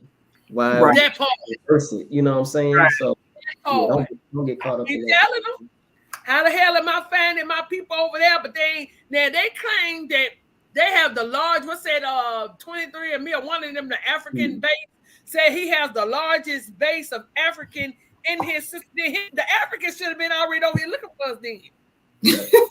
Well, why the fuck is taking me to do the DNA test for them to say, oh, you such and such or such and such over in Africa? Well, if you already got the database set up with Africans should have been coming to America, nigga. Because it was warring. It should have been multiple nations from Africa coming over to the Americas, warring to get their people back. Especially if we the inventors of every goddamn thing. Just make it make sense, y'all. We invented most of the shit that's being used in the world today. You don't think these African nations would want to get their most brightest people back? Come on, y'all. That shit don't make sense. We inventing the damn cell phone. You got damn traffic lights, refrigerators, all kind of shit. And you think African nations don't want to get these individuals back? I would if we over here being the world countries. I would want all my people back that's inventing these shits. So again, stop with the bullshit, the Pan-Africanism, all the shit. Like you said, it's a belief system. Let's get back to the land. Let's get back to the root of things, and let's get in alignment with what we've seen today, which is this Confederacy and how that Constitution was set up. I'm gonna switch gears right quick and just throw this topic out because it happened this week. Everybody's heard about the shooting that happened. Where was that at? Where they went into? Okay, that was in Tennessee. Yeah, right here. Okay, yeah. So the shooting that happened, and I just want to bring this up just real quick, just to show you how that policy officer that killed that woman, he's deemed a hero amongst his people. But our people get interested in their news and what happens in their group. Meanwhile, we got Sensei Reed in Ohio was killed, and that person has never been arrested and is not dead. And we cool with that. So you see how we're more interested in what happens to them than what happens to our own kids. Y'all, I just wanted to throw that in so we can see how far off we are. Yeah, we follow what they tell us is important. Like right now, you got niggas thinking what's going on with Trump is important. Meanwhile, the government has given you federal protection or federal resources since this man been in office. So it's like we benign and neglected, but we go from topic to topic watching them handle business. Right. You ain't involved in it, but you think you involved in it, or you're entertained by watching other people handle business while you get nothing. Exactly. Just backwards. Definitely just backwards. I don't have no explanation for it. I don't know. Lack of structure. Bring it back to that lack of structure.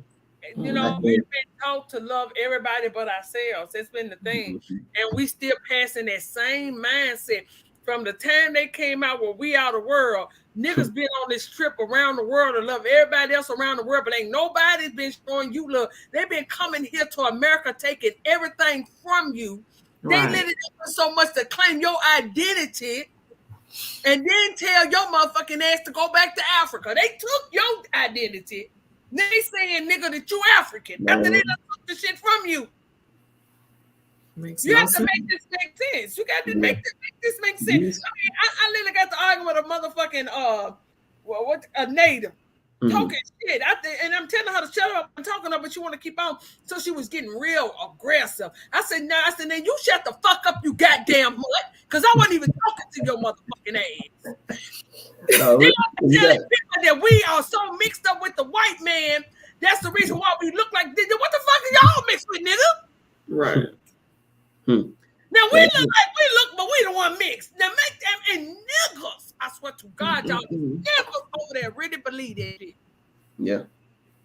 Facts.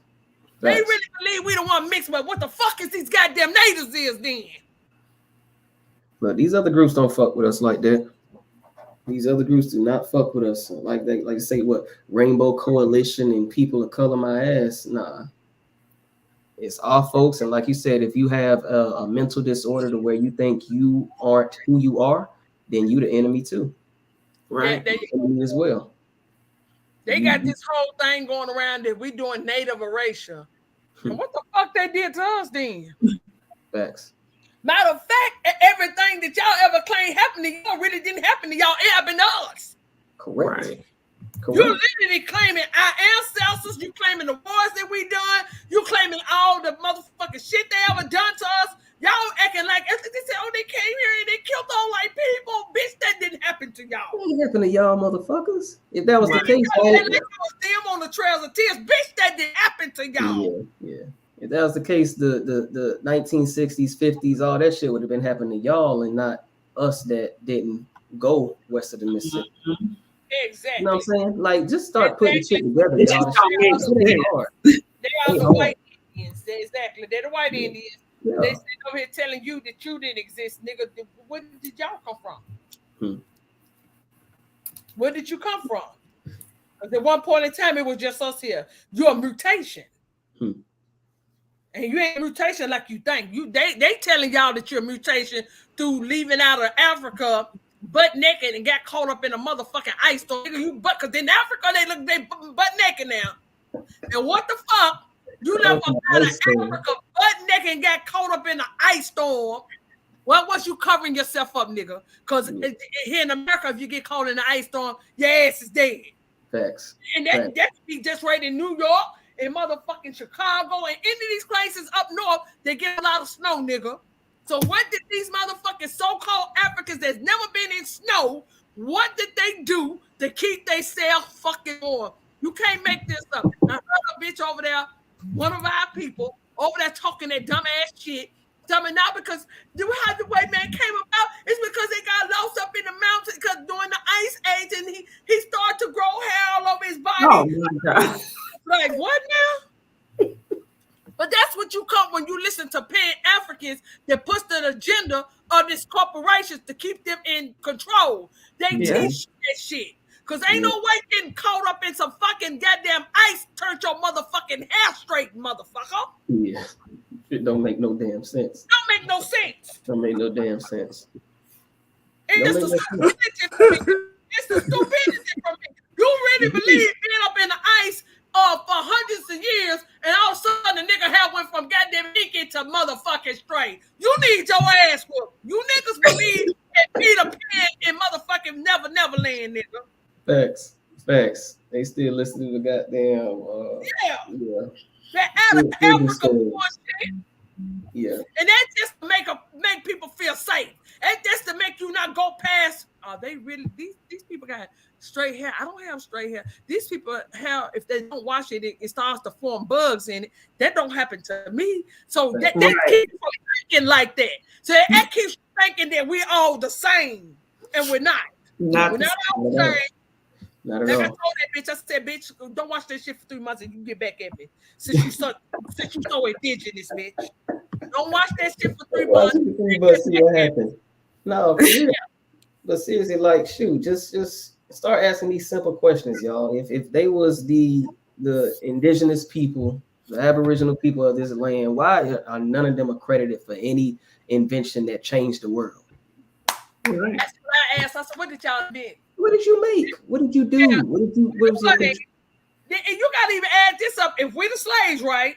When we get to know how to build engines, train car engines, because you're a slave. What the fuck you get the bolts, the nuts, and the screws and shit? Right. Remember, you a slave. You waiting on master like you throwing out the stuff for your ass to eat. You was hoping you drop a couple nuts and bolts and screws too, nigga. Look, Copper Empress. After them, we slave. After that, emancipation, within 20 years, we had a whole bunch of towns and was running shit like a motherfucker. So we learned pretty quickly if we slaves. Exactly. Right? For like, some doing from not knowing shit, not reading, not nothing. Within 50 years, you niggas building motherfucking land. I mean, what you call those skyscrapers? You doing everything to come from. It's like coming from shit to sugar. And for me, the fact that us as a whole, for us not to look at that, like everything that we're saying right now, and don't know or feel that we are the real Americans is just beyond me. I mean, like, it just don't make any kind of sense. I heard, even though Trump didn't use the correct term, but he said, yes, we got to give y'all credit now. You know, the African Americans really built America. Yeah, I heard that. And niggas just standing around like, we built it because, Master, he was beating the shit out of us. So we had to build the White House. We had to build, all these big cities because, Master wasn't letting us sleep. He got us up before the crack of dawn, before the roosters crowed, and we was out here picking cotton. So, nigga, which one was you picking cotton or you were building buildings? Right, exactly. Which one was Can't do both. Can't do both. Nah. It's the, Well, that goes back to the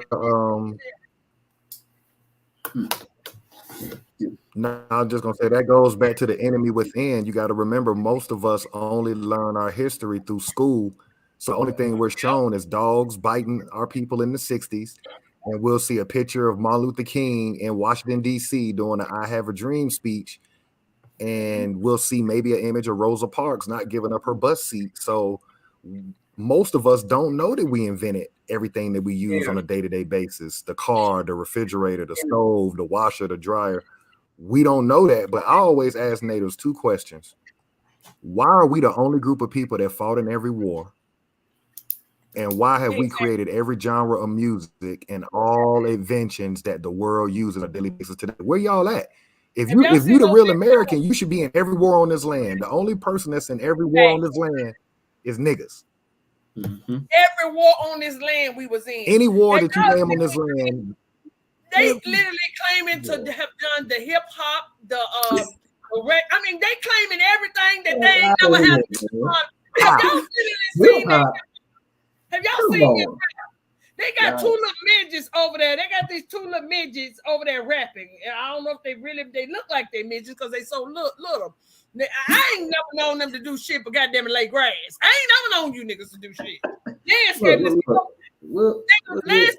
and scrub feet. That's all I ever know because you closest to the ground. Right. I ain't never seen you build nothing. The niggas that we got out here building now is because we got shit to lift these little bitty motherfuckers up. Even they still little. I ain't even never seen a tall fucking native. That's because you come from the same bloodline as the Asians. Mm-hmm. So we don't play the game. We're not playing no games with y'all. Facts. Look, the only thing you probably couldn't get credit for is the goddamn kayak. So you can take your little small boat if you want that, but other than that, man, nah, y'all not getting credit. Y'all didn't do anything. Come on, right?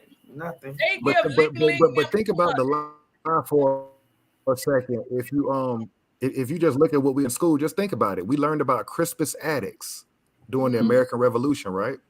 Yeah. Why wasn't that a Native American person that started that war? Then you look at the Harlem Hellfighters in World War I. Then you look at the Tuskegee Airmen. We can go to and we can pick out the elite fighters was us. Where you niggas at? If you the American, where you at in any war? Right. Have you ever looked up the Tuskegee Indians? Because they called them the Tuskegee Airmen, but that's actually a tribe. The Tuskegee Indians look like us. You Google it and you're gonna see us. That's what they don't tell you. And it makes sense too, that name. Yeah. Mm-hmm. It was right there at the nation. And their record is the best. Yeah. And their record is the best for any Air Force, because my father was Air Force. So I remember when I was young, he would make me watch the history of certain things, but they never lost a bomber in war. That record is unheard of, but it just goes to show how elite we are when we do stuff. Mm-hmm. It got to the point where white folks were like, we don't even want to go. We don't want to do bombing missions unless them niggas is escorting us. That was the Tuskegee Airmen. That's how great they were. And we don't even honor them today. They still hold the record. Yep. And then like you have the people think the Haitians are Africans and they're not. They're the Natchez Indians. Research it. They are the Natchez Indians that they took the fuck up out of here to Dominica and Haiti. That's who the fuck they was, our warriors too. Them Americans, yeah. Yeah, that's why they tell you that the only people that stood up to them was the Haitians. Yeah, that was on American soil, but they got you thinking it was out there on the water. No, that was on American soil. We was beating their motherfucking ass. And even paint this picture too, Copper Empress. Who's that one group that they never allow? I forget what the word. sanctuary or whatever when they're coming from their landmass. So they'll open the gates for Mexicans and Indians and Afghanistans, but when it comes to Haitians, they're turning them back, and that kind of goes back to what you said because they know they from here. They know they can't get them niggas back on this goddamn land because they was causing motherfucking havoc in this bitch. Correct. And they knew it. They knew it. Shit, that's why they turned them around. You see how fast they turned them around, but then everybody else back in, they were like, "Oh shit!" They let them back in. Yeah, can't let them back in. Cause see, they still practice their culture. They still practice their voodoo and all that. They practice all that. Correct. While we over here, goddamn it, looking for Jesus to come back, they all over there summoning motherfucking ancestors to come and whoop some ass. While y'all niggas looking for a nigga that couldn't even stop his ass from getting hung on the goddamn pole. Facts, and it makes sense too. Now you understand why they get shit. Yeah. Oh my gosh. Hey, that's real though. That nigga had 2 niggas beside him, and he still 3 of y'all hanging on the goddamn crop. And this is the nigga y'all want to come back and save y'all. Yeah, this nigga just save himself. What you talking about? Yeah, a stringy head motherfucker, little tiny Tim is coming back to save y'all. Little tiny Tim. Always somewhere talking about Jesus take the wheel, and he couldn't take it. And off the road. I got a fish. I can't put with you, man. You finna have me over here. Oh man. No, First thing something go wrong, motherfucker always just like Jesus take the wheel. You won't let him take the wheel. You niggas gonna be on the side of a cliff. Please. Got me over here sweating, man. Oh. But look, no, this is a good bill. I hope y'all. Tiny Tim. She said you over here waiting on Tiny motherfucking Tim. Yeah, Tiny Tim to come back and save you. This nigga over there got 2 big ass holes in his hand, talking about he told. My God. Y'all know whoever seen that movie with Jesus going, they got him toting the cross on his back. Yeah. Yeah. And then if we look back, it's like mockery. You really played with a nigga motherfucking mental, didn't you? Right. Nigga got railroad track motherfucking wood on his back. How heavy that shit is.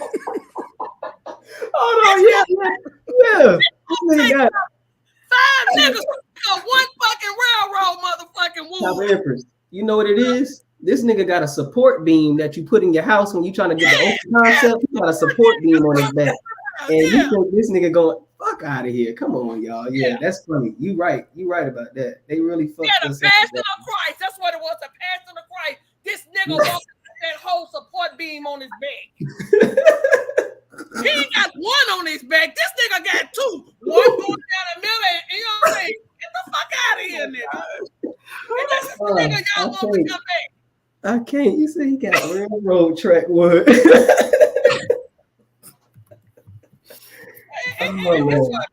It's fucked up. I mean, literally, if you think about how the mind games that they have played on the guys are sitting on every Easter. Here come Easter again. Y'all know it's Easter, right? Yep. They got y'all sitting there looking at the Passion of Christ. Nigga don't look nothing like y'all, and y'all sitting there crying because a motherfucker rocking his ass to the goddamn. Fuck that. I ain't crying.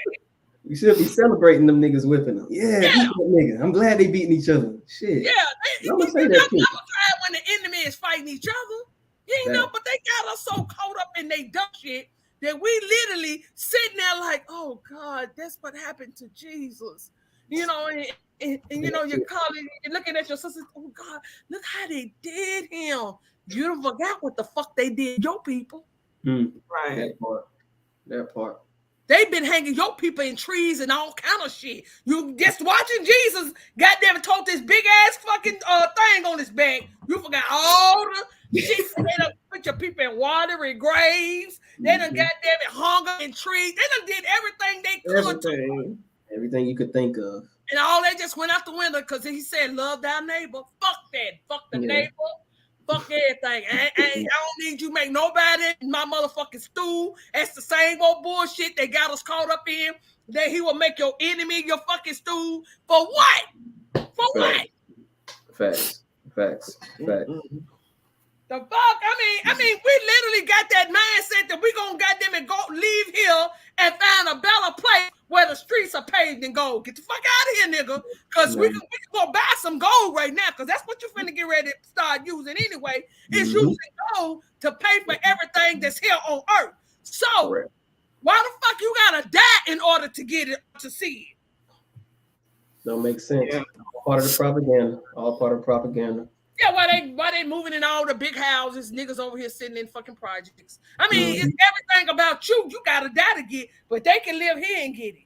And live happily ever after, right? Yeah. You gotta make this make sense at this point. I say these things because I want to wake you niggas up. I want you to see the bigger picture of how they played us for fools. And shit, like you said, this keep coming with that heat. Your channel, all of the other channels within, this collective, this group, we got to keep doing it. But we definitely got to get to nation building, reestablishing our own government, and that's what it is, and being able to protect ourselves, practicing that first law of nature, which is self-preservation. Like you said, Papa Empress, fuck, love thy neighbor. That nigga don't love us, he gotta go. So it is what it is, but I just want to say, I appreciate. I know it's getting late on the East Coast, but definitely. Let me know when y'all ready to come back. I love this beer. This was a fire beer, y'all. Yes, it was. Yes, it was. Thank you so much for having us. You're so welcome. Y'all know y'all welcome back anytime. Just let me know when. Appreciate it. And I do got a live tomorrow with Sister Soul. She also brings the heat. She just like y'all. She's on that knowledge. So y'all tomorrow at 1:00. So this would not be a Sunday school, y'all. This will be Sister Soul, and I got some other things. This would not be motherfucking Sunday school. I know y'all. She's giving you the disclaimer now. They be looking for my Sunday school. Jesus ain't in the house on Sunday school. They know it. If anything, we rocking his ass. We rocking his ass. That's funny. We rocking his ass. Only the ancestors. Hey, Copper Empress. Huh? Hey, Copper Empress, I gotta say one thing on that, because I think I gotta ask you one thing, because I think we got like spirits on this, right? Yeah. Have you ever, when you were young, I've done this, right? I've been in church, right? You know how neither one of my parents forced church on me growing up, because they both said that they were forced to go. So they were like, I'm gonna let you decide. But here's where I'm going with this. I was in church one day. I had to be about maybe 10 or 11 years old. And I asked my auntie and my mom after church, I said, why does he skip around in the book, and why he hollering and yelling like that? My auntie almost drove off the side of the road. She was like, boy, what you say? I said, that's the only time that somebody yells and hollers, and he don't start from the beginning. He jumping around in different chapters. I'm saying that to say that it never made sense to me. Nope. That we didn't learn like that in school. The teacher started you from the beginning of the book and you went to the end. I was always in trouble anyway because I went to sleep in church. My mama used to be so bad. Look, I used to go to sleep so much that the pastor said, if he come past me, I don't say amen. He know I'm knocked out. And 9 times out of 10, I didn't say amen. That shit was a waste of time. That's it. Yeah. I mean, he put me to sleep soon. I got in there and sat down. So and now that I know it had to be the ancestors was right the whole fucking time. Yeah, don't listen to this bullshit. That's what they were saying. My mama literally put me to bed early, so she think that would keep me up in church the next day. It still didn't. I still went to sleep. Correct. So yeah, no, it's funny. I think we probably all had them stories where it's like, Mom, why you spending an hour and a half listening to this nigga talk? What? You ain't got nothing better to do with your Sunday? I'm trying to watch cartoons or some shit. I'm like, yeah. I ain't trying to get up and. My nigga was woke when the choir started singing. Other than that, we didn't want to hear nothing. We only went to hear the people sing. I did like the singing. Yeah, so we could sing, and we always was on tune. Now I Right. think I told that damn native. I've never seen you niggas sing. I seen you niggas yell, but I've never. And it be 50 niggas on one big ass drum yelling, fucking up the frequency. But y'all I mean, and I literally seen them put their one hand in their ear while they with the other hand beating and yelling. Bitch, what is that? That ain't no choir. Show me y'all motherfucking En Vogues and your Michael Jacksons and all them. Show me them. Niggas, y'all not singing. You're fucking around with the frequency. You're on the grid. Shit. Oh And my then God. you got niggas that look like us telling us at the powwow. Have y'all seen the powwow? When the women, when they come out and they bouncing real, like, you know, walking real slow and bouncing in their head, look like they got a chicken or something going on. I'm like, that ain't us. Right. But we're telling our people that that's us. That's why these motherfucking goddamn Mongoloids is still in charge, because you thinking that you supposed to be a part of them. Y'all know damn well you wouldn't be caught in a goddamn club doing that motherfucking ballet tiptoeing and shit around in a motherfucking circle. Nigga, we goddamn it line dance. Yeah. We chop. Yeah. We don't do none of that. I said, who going to? I'm trying to figure out why y'all running to the powwow to see these motherfuckers do the same thing over and over and play the same flute song. I mean, they ain't even. Why is that the same music every time the flute is playing? Have anybody even told y'all why is they playing the same shit? We done came out like 100, maybe over 1,000 some groups, and everybody have their own beat, their own rhythm, and everybody can goddamn it. When you feel it, when it hits us, our feet, our body, everything started to move. Now go to those goddamn powwows and you tell me, is that your motherfucking people? Because that's bullshit. Yeah. We don't move like that. We got them, we move with rhythm. These motherfuckers only go around in a circle. Anybody can do that bullshit. Yeah. Anybody walk slow and women, they go from their toes to their heel. They bouncing back and forth. I'm like, bitch, what is y'all? What is this? Bitch, I don't want you cooking in my house. I don't want you to do. Bitch, you gonna burn up the chicken slow as you moving, bitch. Slow as you moving. Yeah, facts. That's why I told that bitch. I said, girl, I'm glad I got honest and we the ancient people, bitch. What you said, Chief? I'm glad I got honest and shared that with y'all, because that's how I know I'm in the right place, because you have to be a free thinker to even ask them questions about church to your family.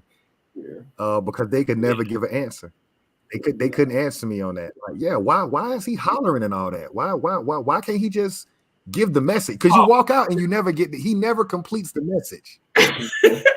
Y'all, I don't know if like he'll start on the story, but then the basket that's why comes. you gotta keep on that. Yeah. But he don't mind sending that plate around though. Basket. That he don't mind sending that plate around though. Yeah, right. that nigga like a TV show leaving you off with cliffhangers. Don't know what the fuck. That's what I was about to say. Yeah, cliffhangers.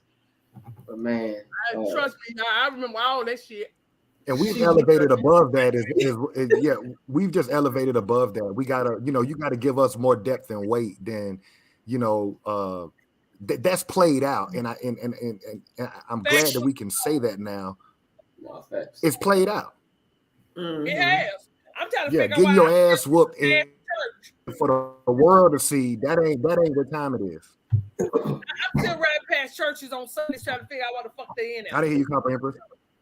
I said I'm still riding past churches on Sunday trying to figure out what the fuck they in there. Right. The pandemic hit and Jesus. And they closed them down during the pandemic. Right. Yeah. When the pandemic, if you didn't need nobody, then you really needed your Jesus. But for some reason, this nigga went to Mexico. For some reason, but check this out, Copper Empress. Hey, Copper Empress, check this out. Here's what people forget about 2020, right? They said the church was non-essential, but the liquor store was open. Let me say that again. The church was non-essential, but the liquor store was open. But that's because if you couldn't get to Jesus, Good night. Yeah. Nigga had wine and motherfucking crackers. Oh my God. Your ass was goddamn it on the first Sunday of the month. You niggas had wine and goddamn it crackers. And right there, they telling you the blood of Jesus. Don't that sound like a ritual? And you niggas talking about you drinking the blood of Jesus. Nigga, I ain't drinking. And it's like we didn't realize what was going on. Like you could ride around and literally be like, "Wow!" So the churches are closed, but the line you could drive by a plaza and the line for the liquor store would be all the way down. You'd be like, "Damn!" Right. That was in order to keep you where they needed you to be. You don't forgot that Jesus' house wasn't open no more. That nigga was there. He was getting a drink. He was down in Mexico himself. The whole place was down there with a tequila and a sombrero. Goddamn it, wonder when you niggas gonna wake the fuck up. That's what he went on vacation.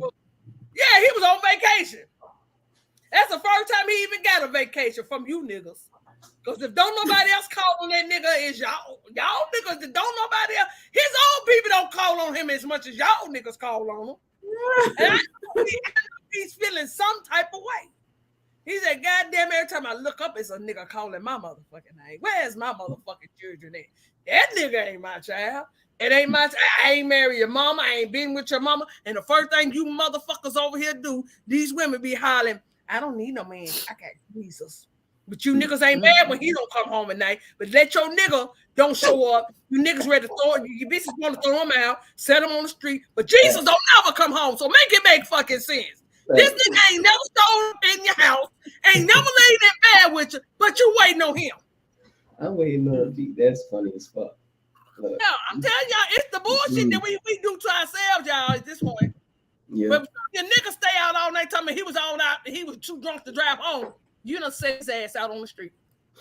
Make it make sense. Mm-hmm. I can't. Yeah, I'm glad I lived through this pandemic because it exposed a lot. Like people can't be ignorant anymore. But that was one of the biggest things that stuck out. Like, damn, they closed the churches. They deemed that shit non-essential. Facts. But you see, they open them up for you to take the jab, though. Yeah, they sure did. Now, see, that's a whole different conversation because remember they were okay. Damn, I don't even want to have that conversation because I got family. I'll literally watch people let the TV program them to go take that dope. Yeah, man. Cool. They let the TV program them. They started off, I ain't gonna take it, and then the TV kept telling them promoting it. Next thing you know, I done went and got my first and second shot, and I'm like, wow. It's like they became delusional. Then the Supreme Court came out in the beginning of 2022. The Supreme Court came out and said a mandate ain't law. That should have been the nail in the coffin right there. So you motherfuckers let the TV mandate you to do something that ain't even law. God damn. Well, think about it. That's the same thing they do when it's time for voting. You'll see 30 niggas by the time they open the motherfucking thing talking about early vote, coming back with the stick on their goddamn shirt talking about I voted early. I voted early. Yeah, happy as hell. Like, come on. You niggas actually think a vote is gonna stop a motherfucker from pulling you out the car? So what did you vote early, my nigga?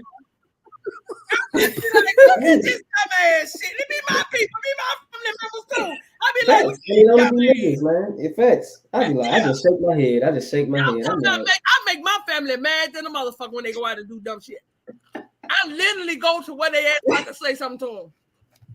Because I know I'm gonna piss them off. Yeah. My sister kept saying, we gotta get Trump out because he's so racist. I said, girl, do what now? Because he the one since he been out. I said, girl, he just exposed that these motherfuckers still exist. That's all the fuck he doing. Yep. Right. Well, hold on, let me answer this real quick. Absolutely. Oh, man. Yeah, this been a great bill. This been a fire one right here. Yeah. No, this one going down for the books. Definitely shout out to everybody in the chat rocking with us. I ain't gonna lie, it's damn near 1 a.m. over here on the East Coast. I'm tired as hell. But nah, definitely shout out to everybody. Definitely take a look at those documents as well. Read through that Constitution. And again, like I stated earlier, see what those other groups, the Crips, GDs, Black Panthers, see what concepts or procedures that they took from, you know, that Confederacy that's still that they pretty much practice as well. It's going to be very key for us.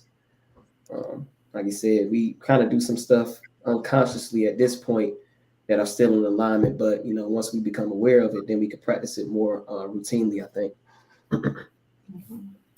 Definitely a great bill. This was all wrapped in one. Good information, very informative, and just like, you know, just lightened the mood. We were able to laugh and all of that. So I definitely enjoyed it. When great minds come together, because this is what we need. We need to start dialoguing on what we need to do to come together to start building a Confederacy, because this is what we really need. Yeah. People thinking, you know, that things gonna get better. Things are not gonna get better, and they already got, like we said, they got their militia out here. Yeah. Yep. So what are y'all waiting on? Another? I got a challenge for us next. Copper Empress, you challenged us with the California. I got a challenge for everybody who's listening to your channel and listening to other people of like mind. It's time for us to come from behind the YouTube screen and actually pull up. Here's my challenge to us. Now that we're getting information, it's time to pull up on these Black Caucus or one of these representatives when they're speaking on our behalf. It's time for us to show up in mass and let them know, no, this is not what people are on. You're not representing us. We have to, these people are public servants. They're not God. We need to crash one of these events and let these people know that the lies. You're standing in front of the TV and you're promoting something that the people are, demand that they step down. Facts. We got to start disrupting this, because they demand they step down. They get in front of these cameras, getting the makeup put up, and they're straight telling the world that they're telling the world something that the people do not rock with. And it's time for the people to start. The election coming up, man. What's wrong with the people pulling up? Hey, look, we ain't got no agenda. We being benign and neglected. We say no taxation without representation. Stop. Man, I'm finna say it again. Why are we paying taxes to a government that don't even represent us? Exactly. And we actually sitting here allowing other people to do this when they don't even have our best interests at heart. That's one reason. How the fuck you gonna speak for people that you don't even know? Don't know nothing about. Because you claiming to be Black. We ain't the same fucking people. Right. You can keep on doing it to the Black people.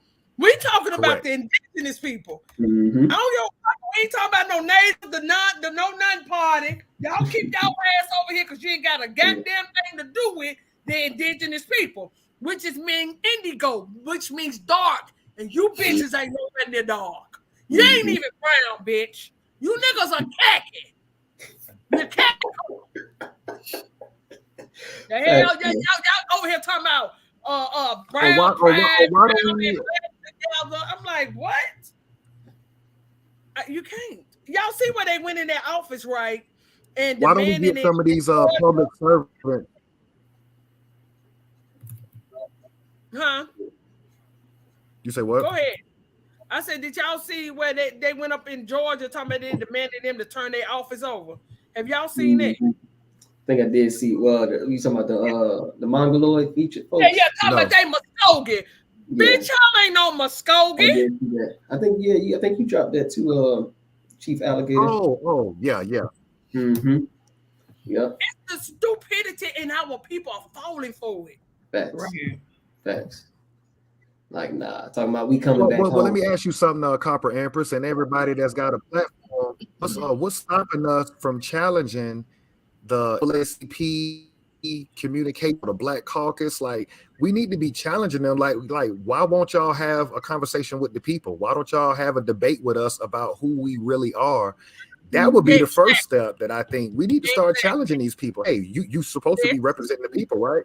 Why don't you come on a panel with us and let's have a conversation who the real freedmen are and is history right? Because our politics are fucked up because y'all niggas don't know our history.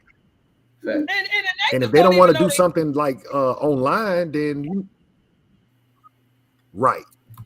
they don't even know the history, because the only thing they I'm with pulling up on them. I'm with pulling up on them and making it uncomfortable, crashing the party. I'm ready to get them and start. I'm with it. If we organize and we say and we pick a city. Mm-hmm. Oh, definitely. Y'all see where they already evicting them off the land, right? They evicting them off the fucking reds and shit.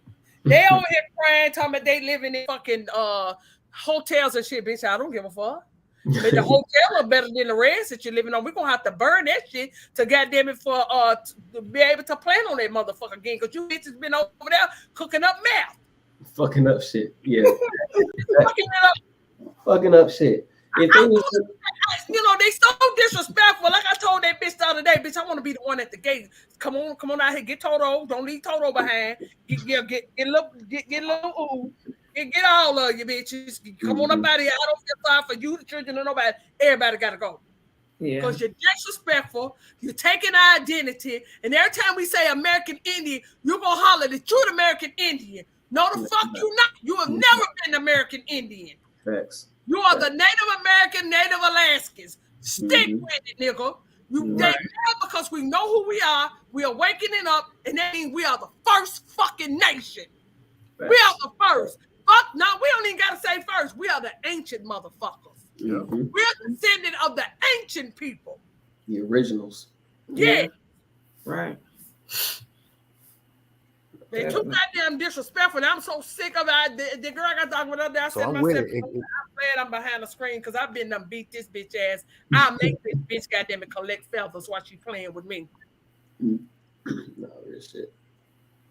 You know, it's time out. We've been treated like bitches for too long. We don't need nobody else to go to no motherfucking meeting to speak on our behalf, to say shit about us. Because everything y'all have done was against us. It was nothing about helping us. And it's time out. It's time out. Yep.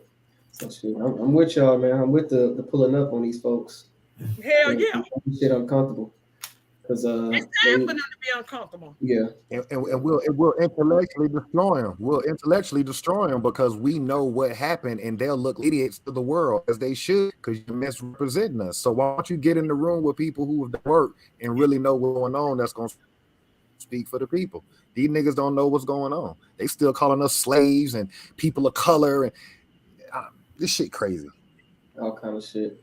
I talked to an African lady from Utrecia. It's right there by Ethiopia. She works at this my other job. She already know that we are the indigenous people. She said, "Oh, I know the ones that they put in front is y'all fake." She said, "I know that y'all are the original Indians." I Was said, Eritrean? Eritrean, I think it's something like that. It's right there in Ethiopia. Yeah. And which they all the same people, but that's the city that she's from. And she was like, no. She said, I've been knowing since I was in college who y'all were. She said, I know the lies that they tell people. I said, now how's she way over there? No. But niggas over here arguing about being an African. And as I say, well, nigga, if you ain't gonna fit relatives, y'all take y'all ass on Africa. Because we gonna get all you motherfucking traitors out of here. You committing treason, and we don't need you on the land. Yeah. Point blank, period. We don't need you here. Because we know if you do it that openly and bluntly in our face to try to make us be Africans because of some bullshit that a fucking Caucasian and Alex Haley started, then nigga, you don't need to be here in America with us. We don't want you here. Like I said, shit, you the enemy. Exactly. Committing treason. Exactly. But this was a great build. I enjoyed y'all. Y'all need to let me know when y'all want to come back. You already know I got you. And I got you. Yes. It's fun something there because it's 12 o'clock here. Y'all gotta go to work tomorrow. Shit, I do, but it's good. Okay.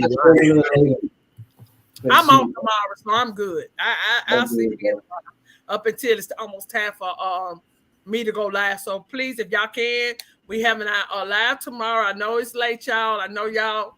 Half of y'all don't even go see. Y'all like I was when I first came out. I'd be up all night and everybody damn chatting. I'm gonna play some music and we're gonna get out of here, y'all. Peace, love, and light. Peace And to y'all- everybody. Thank you so much. Always appreciate you, Welcome. Copper Empress. For sure. So welcome. Every masterful rest of the evening. I'm gonna play a couple songs, y'all, and we finna rock on up out of here. All right, y'all. Peace. See y'all.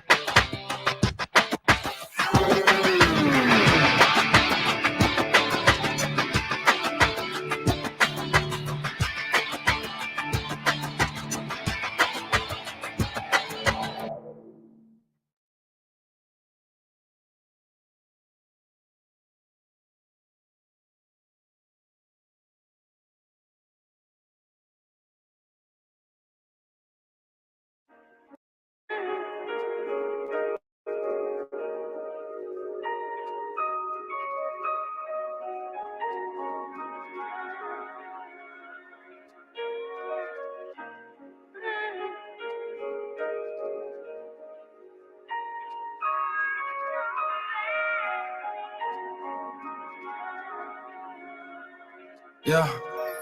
I ain't here to judge, I just want you to walk with me. So miss me with all envy, cause shit could get dark quickly. I'm swimming with the sharks, wishing that jaws get me. What I speak it shall exist, that's the spirit of God in me. Listen, I'm trying to tell them that it's deeper than rap. I'm trying to bring them back, the ones that fell deep in the trap. See, they feed you the bullshit, but then be keeping the facts, spreading white lies by trying to tell our people they black. I know my lineage, I spit the truth in any booth you sit me in. Connected to the higher power, I know why it sent me here. To open eyes and show that hope it lies within your mind. Cause this globe is ours, so let's take over now. You know it's time, cause they control the blind. Lost so they can't see what's going down. Yeah, you might could take the gold, but you can't break the golden child. All my kings worldwide, I know that they gon' hold it down. Come for eyes and they fire straight out the holster. Black. And I've been having premonitions. See, it's time for us to stand up and unite. You feel me? Because a lot of people say that you gotta see it to believe it, you feel me? But from my perspective, I look at it as sometimes we gotta believe it to see it. Start with you feel me? Feel this. I've been having premonitions of my niggas winning. Building up the projects, free from penitentiary. And we all unified, so ain't no senseless killings. I'm glad we finally realized that we ain't really different. We finally get that we in fact all kings, so we subtract all beef. We growing crops in every block, look like Black Wall Street. We investing in these stocks so we can stack our cream. And we ready for war if you try and snatch our dreams. A revolution, we abide by our principles, making changes. Street niggas turn scholars. Knowledge is really gangster. We protectors and providers. We gotta uplift the nation for our queens. We ride if you try to put them in danger. Yeah, beneath the cave, know your soul is pure. All that greatness you got within was never shown before. Wherever you take your crown, that's your home for sure. So why beef over the block when the world is yours, indigenous?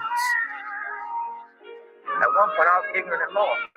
Like, you gotta know yourself before you do anything, or you can make a record, or you can have an opinion. You gotta know yourself. So we don't got no means to go get it. These niggas got millions of dollars, institutions set up, like the LAPD, like the Fed, like the FBI. All this is their army, and their army make it to where you can inflict your will. Meaning, if a motherfucker don't want to do it from an agreement, you can come take it. If a nigga don't want to agree and do it verbally, well, you got an army to come enforce your will. So that's what we lack. You know what I mean? We don't have no army that's gonna come protect our natural resources because our shit is divided. You know what I'm saying? We don't even understand how we connect, and that's a fucked up mentality that they have.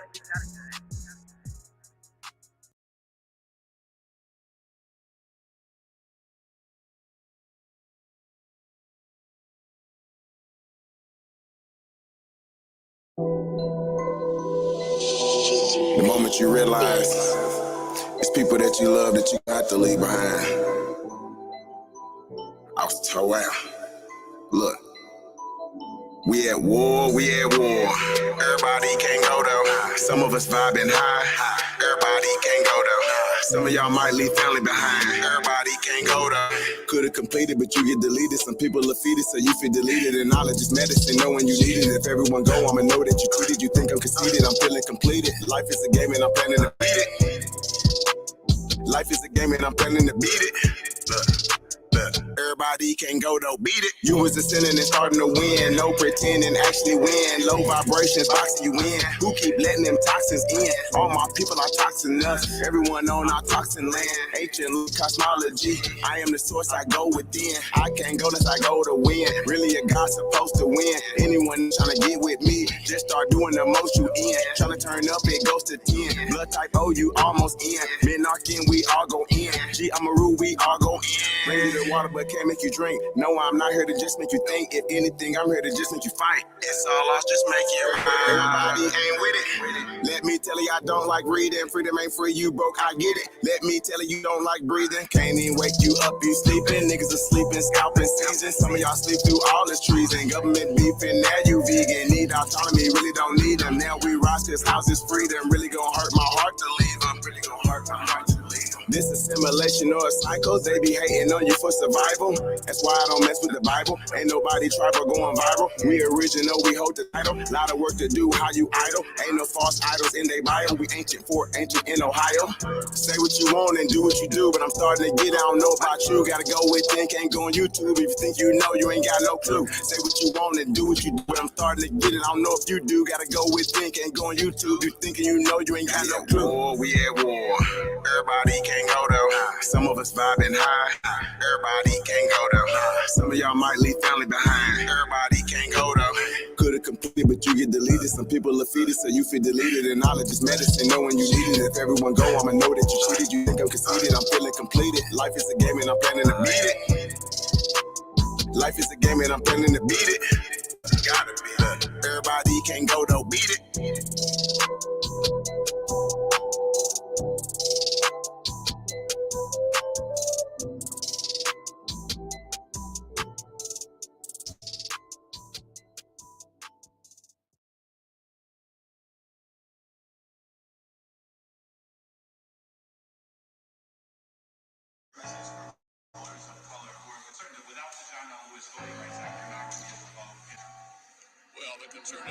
Dame la ciencia. African-American voters are voting at just as high a soldier as America. Family in this bitch. Tom Don, real American. Original American. I'm from here, I ain't come here. Yeah. Say top of my color, I die for my brothers, but I do not think that these hoes understand. Landed the bed when they burn down your channels through niggas and slammers, equality dead. Fuck it, I up, they came back from my virgin, the fact of my color, the crime with the feds. Watch how you classify when you be passing by, calling you black, it's like calling you dead. Y'all came to the land of the free in the home of the people, forgot that it's not where you stayed. Start having babies and switching your name around, land on the dies and you taking their place. Don't forget Democrats pushing your city back, casting your vote, put you in the grave. Rewrite your history, filling with misery, lying, told everyone we was the slaves. Where your ancestors from? What name you took on? What boat did you bitches come on? If you had a sponsorship, you not a Thompson and see, but my people been here all along. Calling us African must be an accident. Claiming you American shit is just wrong. Clarification in case you mistaken. Sit back and remember the words of this song. Obama is not American. Mitch McConnell is not American. You crackers is not American. Pan-African is not American. Remember, there's two Americans. We the old, not the new Americans. Man, look how they do Americans. Black people, the true Americans. Sorry, not sorry.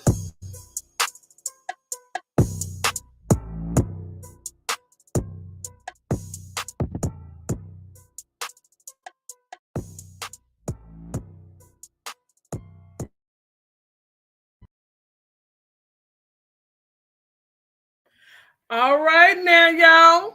We had a masterful evening today.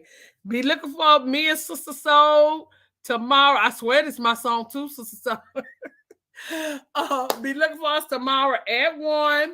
Everybody have a masterful rest of the evening. Get you some rest or, whatever y'all plan on doing, because I know probably somebody live that y'all want to go and sit in. But anyway, I really enjoyed this building. I'm glad y'all came and lend us your energy. I really appreciate y'all supporting us.